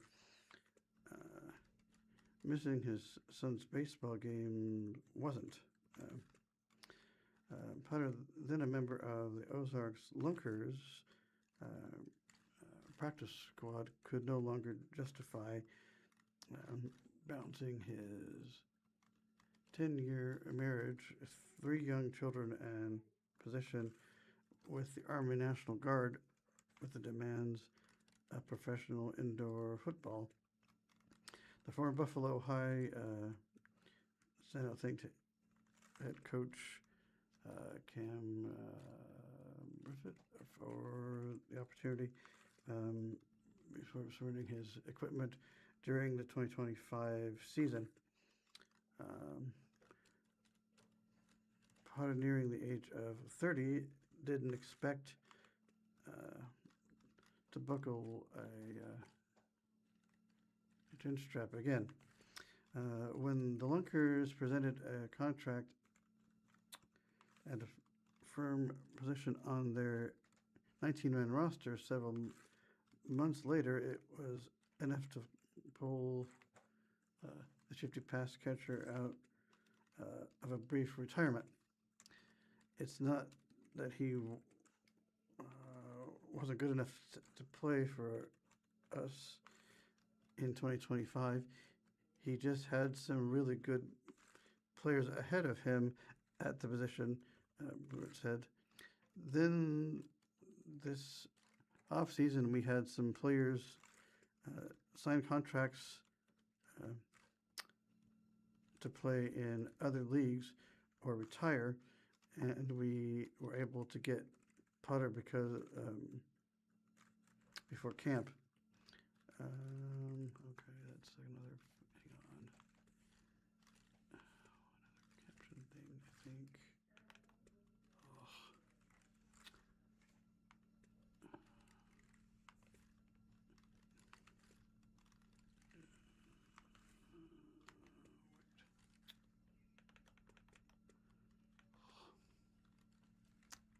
Lunkers receiver Austin Potter played his high school ball at nearby Buffalo High School, where he graduated in 2014. He didn't pursue college football, but has found himself contributing on an indoor pro football team with former NCAA Division I athletes. That was the photo. Okay, Potter has since blossomed into one of the Arena League's most prolific receivers. Darn newsletter. They don't like me today. Okay, there it is. Okay, I found it. Okay. Beat me.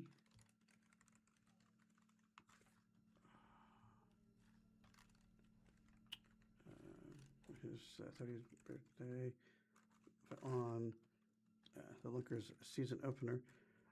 48-32 home win over Wisconsin Axemen, in which Potter had 3 touchdowns. In the Lunkers' 46-43 heartbreaking loss to the Memphis Hound Dogs 2 weeks later, a thriller on June 13th, in which Potter hauled in the go-ahead score with 22 seconds left. The Ozarks native had another hat trick there on a roster comprised primarily of former NCAA Division I, Division II, and NAIA talent. Potter is an anomaly. He never played a college snap. Potter, a 4-year letterman at, where did it go? Oh, at Buffalo, who worked at the town Dairy Queen during the evenings and weekends throughout his teens-generated Division II recruiting interest. I loved football, but not school, said Potter, who joined the Army National Guard following his 2014 high school graduation. His time in Aviation Support Battalion included 9-month Aviation Support Battalion, including 9 rotations in the Middle East. In 2021, roughly 8 years removed from his last football game, Potter out of the urge to play again to scratch a competitive itch and to stay in shape. He joined a local 8-man semi-pro outdoor football team, the Missouri Monarchs, that adhered to arena rules. His roughness and translated well to the arena game. He was rock solid. He's a rock solid dude and very reliable. Rivett said, he's not the fastest or the strongest guy, but he makes plays. Potter, who lives in Fair Grove, takes pride in being a local product on a team with players from around the country. He hopes his unconventional path to a quick professional football inspires others. The end of the high school isn't the end of you. I'm 30 years old and 12 years removed from school ball. I'm in the best shape of my life right now, Potter said. To be able to compete with these guys who have been in the SEC, some even UFL and NFL, it's surreal. I go home every night and can't believe I'm still here. The Lunkers visit the Monroe, of course in Louisiana, Greenheads in battle for 1 to 3 teams on June 27th, so Saturday. That seems to be, yep, that is the end of that one, unfortunately. I don't know how much time is left, but we have a few. We have a few left. All right. Stormy patterns return after a quiet Tuesday. This is from from Ozarks First. Summer is now underway, but today's weather may have had you doubting that. Clouds and misty weather kept temperatures in the 60s all day. Some areas even set record low highs for the date. In Springfield, it was 69, such as in 1902, and then it was 71. Joplin, Missouri, it was 75 degrees in 1958, and it was 73 degrees on Monday. West Plains, 72 degrees in 1992, and it was 69. Rolla, Vichy, Missouri, 69 degrees in 1903, and it was 67. Harrison, Arkansas, 73 degrees in 1912, and it was 81 degrees. The fight between spring and summer will continue this week, and that will keep the pattern active until a big shift over the weekend. For tonight, we'll find clearing skies. This will set the stage for some sun and cool weather to start the day Tuesday. The front that swept through Sunday night will remain southwest of the Ozarks through the day, keeping most of the rain chances southwest of our area. The front will serve as a storm highway with another big storm cluster expected to barrel southeast out of Kansas and across Oklahoma and into western Arkansas Tuesday night. Most of the rain with this round will remain just to our southwest. The front will slowly shift north, bringing the storm highway north. Storm clusters will continue moving across the region Wednesday and Thursday, but will be directed more and more towards the Ozarks. This pattern will continue through at least Friday. Each wave of storms could bring heavy rainfall and isolated severe weather. Damaging wind gusts will be the main hazard, along with the potential of localized flooding.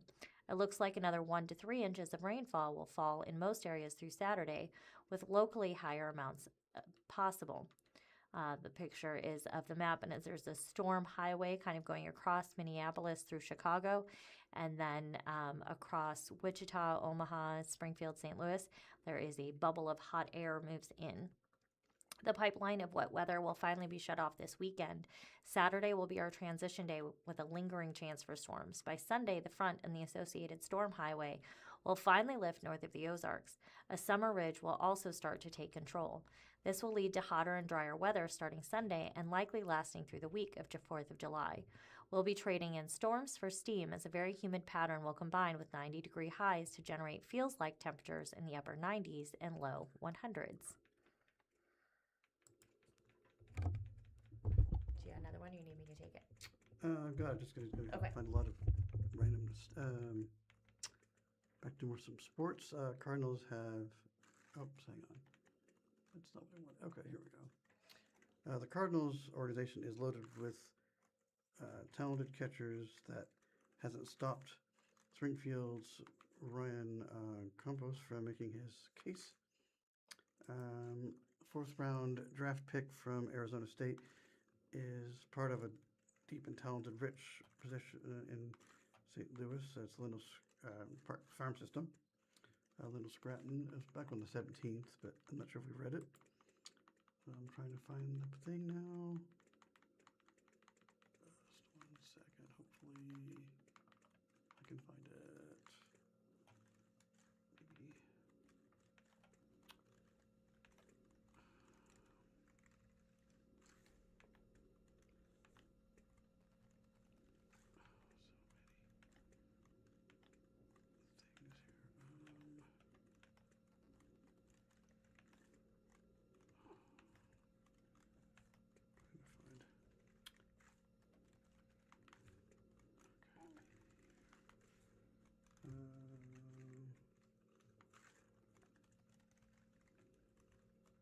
I found it.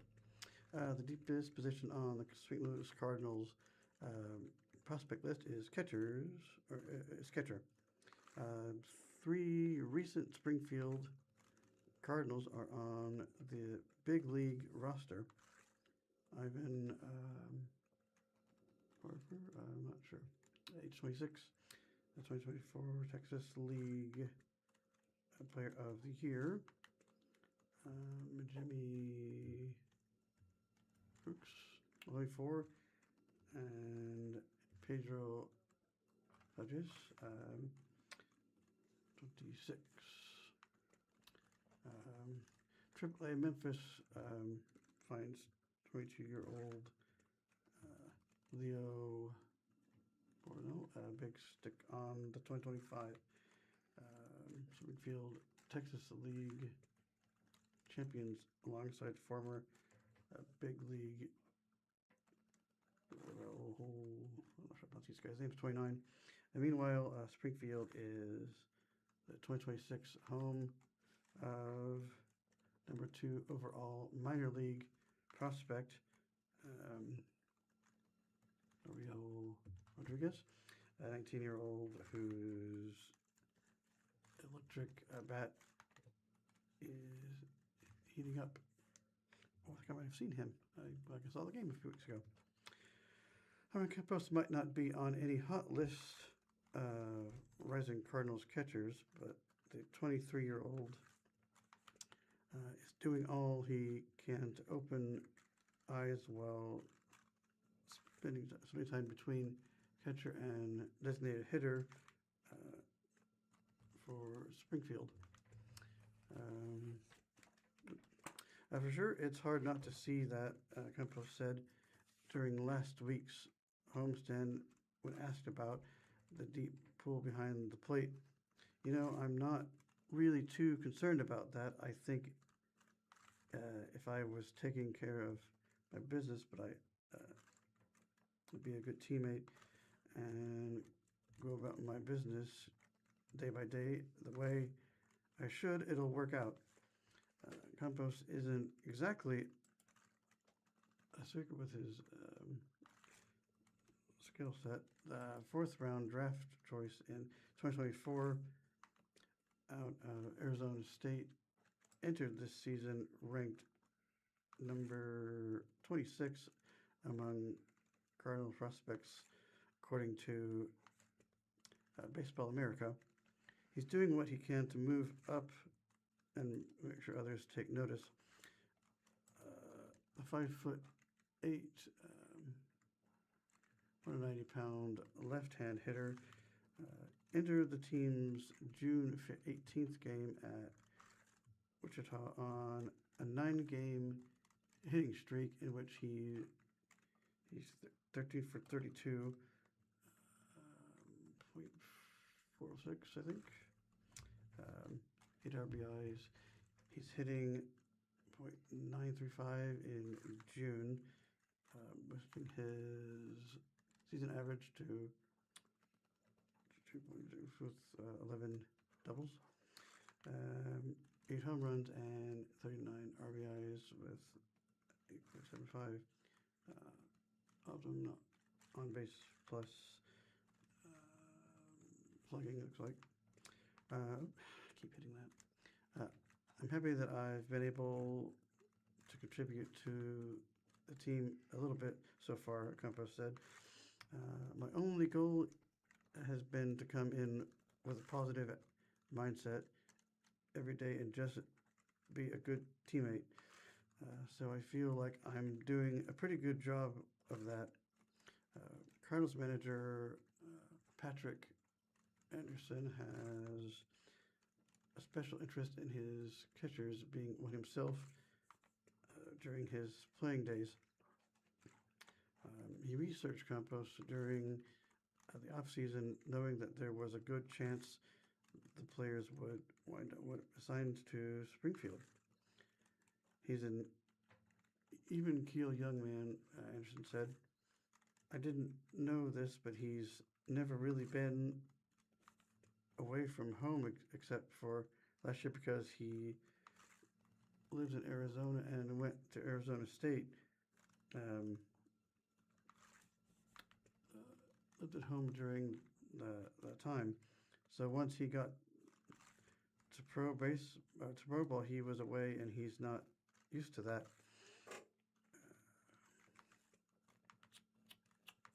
Just a second.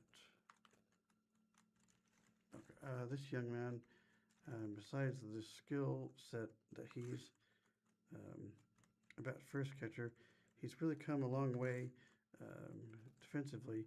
He's been fun for me because I'm a catcher guy, and he is really challenging me to be able to push him every day. Campos said he understands that Rodriguez is going to get a lot of attention, and he's willing to do what he can to help out the youngest players, not only on his team but in the Texas League. Doyle is a good kid, a good kind man, Campos said. We like to go over with the pitchers and study the opposing batters we're facing for the week.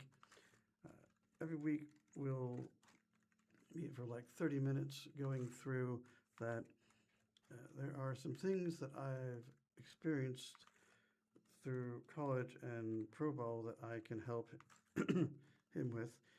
He's got that hitting thing down pretty good, but I think I can help him be a little bit better player just from the stuff I've seen so far. The 2023 Mr. Brunski National College Catcher of the Year semifinalist for his hometown of Sun Devils hit in 26 games following the 2024 draft with Low A Palm Beach. At High A Peoria last season, he hit .235 in 95 games with 3 home runs, 22 doubles, and still 10 bases. With a jump to Double A, considered the most difficult to make in the minor leagues, Campos has handled it well. I would just say that the floor is a little higher in Double A than sports I've ever than the spot I've been so far. Campbell said, "Obviously, guys are talented, but I think my off-season work put me in a good spot to perform a little better on the field than I did last year. I can get better at a lot of different parts of my game. I don't think it's one or the other, offense or defense for me. It's just trying to be as well-rounded as I can be at all aspects." Anderson said Campos' attitude of focusing on himself rather than others ahead of him at the position in the organization is the proper approach. There's always an adage in minor league baseball that along with your own front office, 29 others also are watching.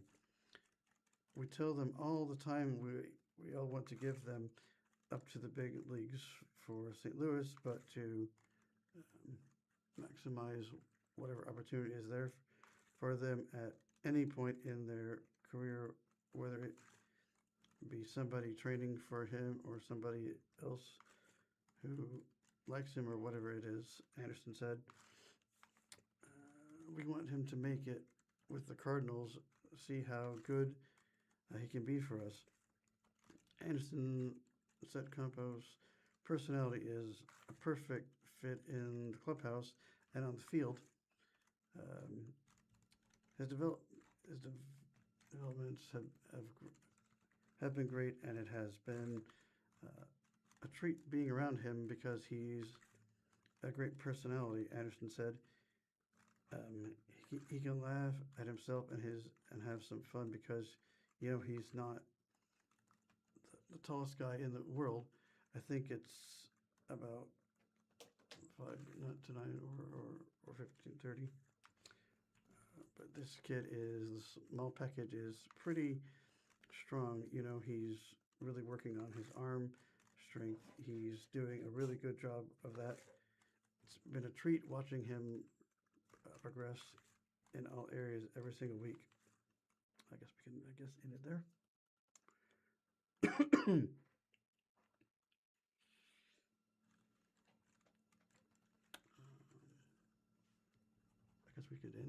maybe.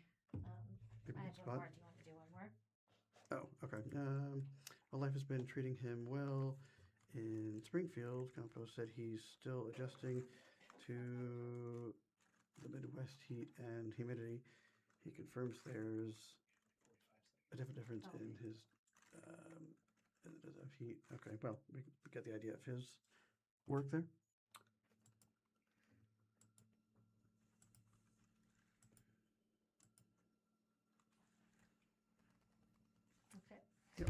All right, so thank you for listening to the Blind Community Thrift Store radio reading service.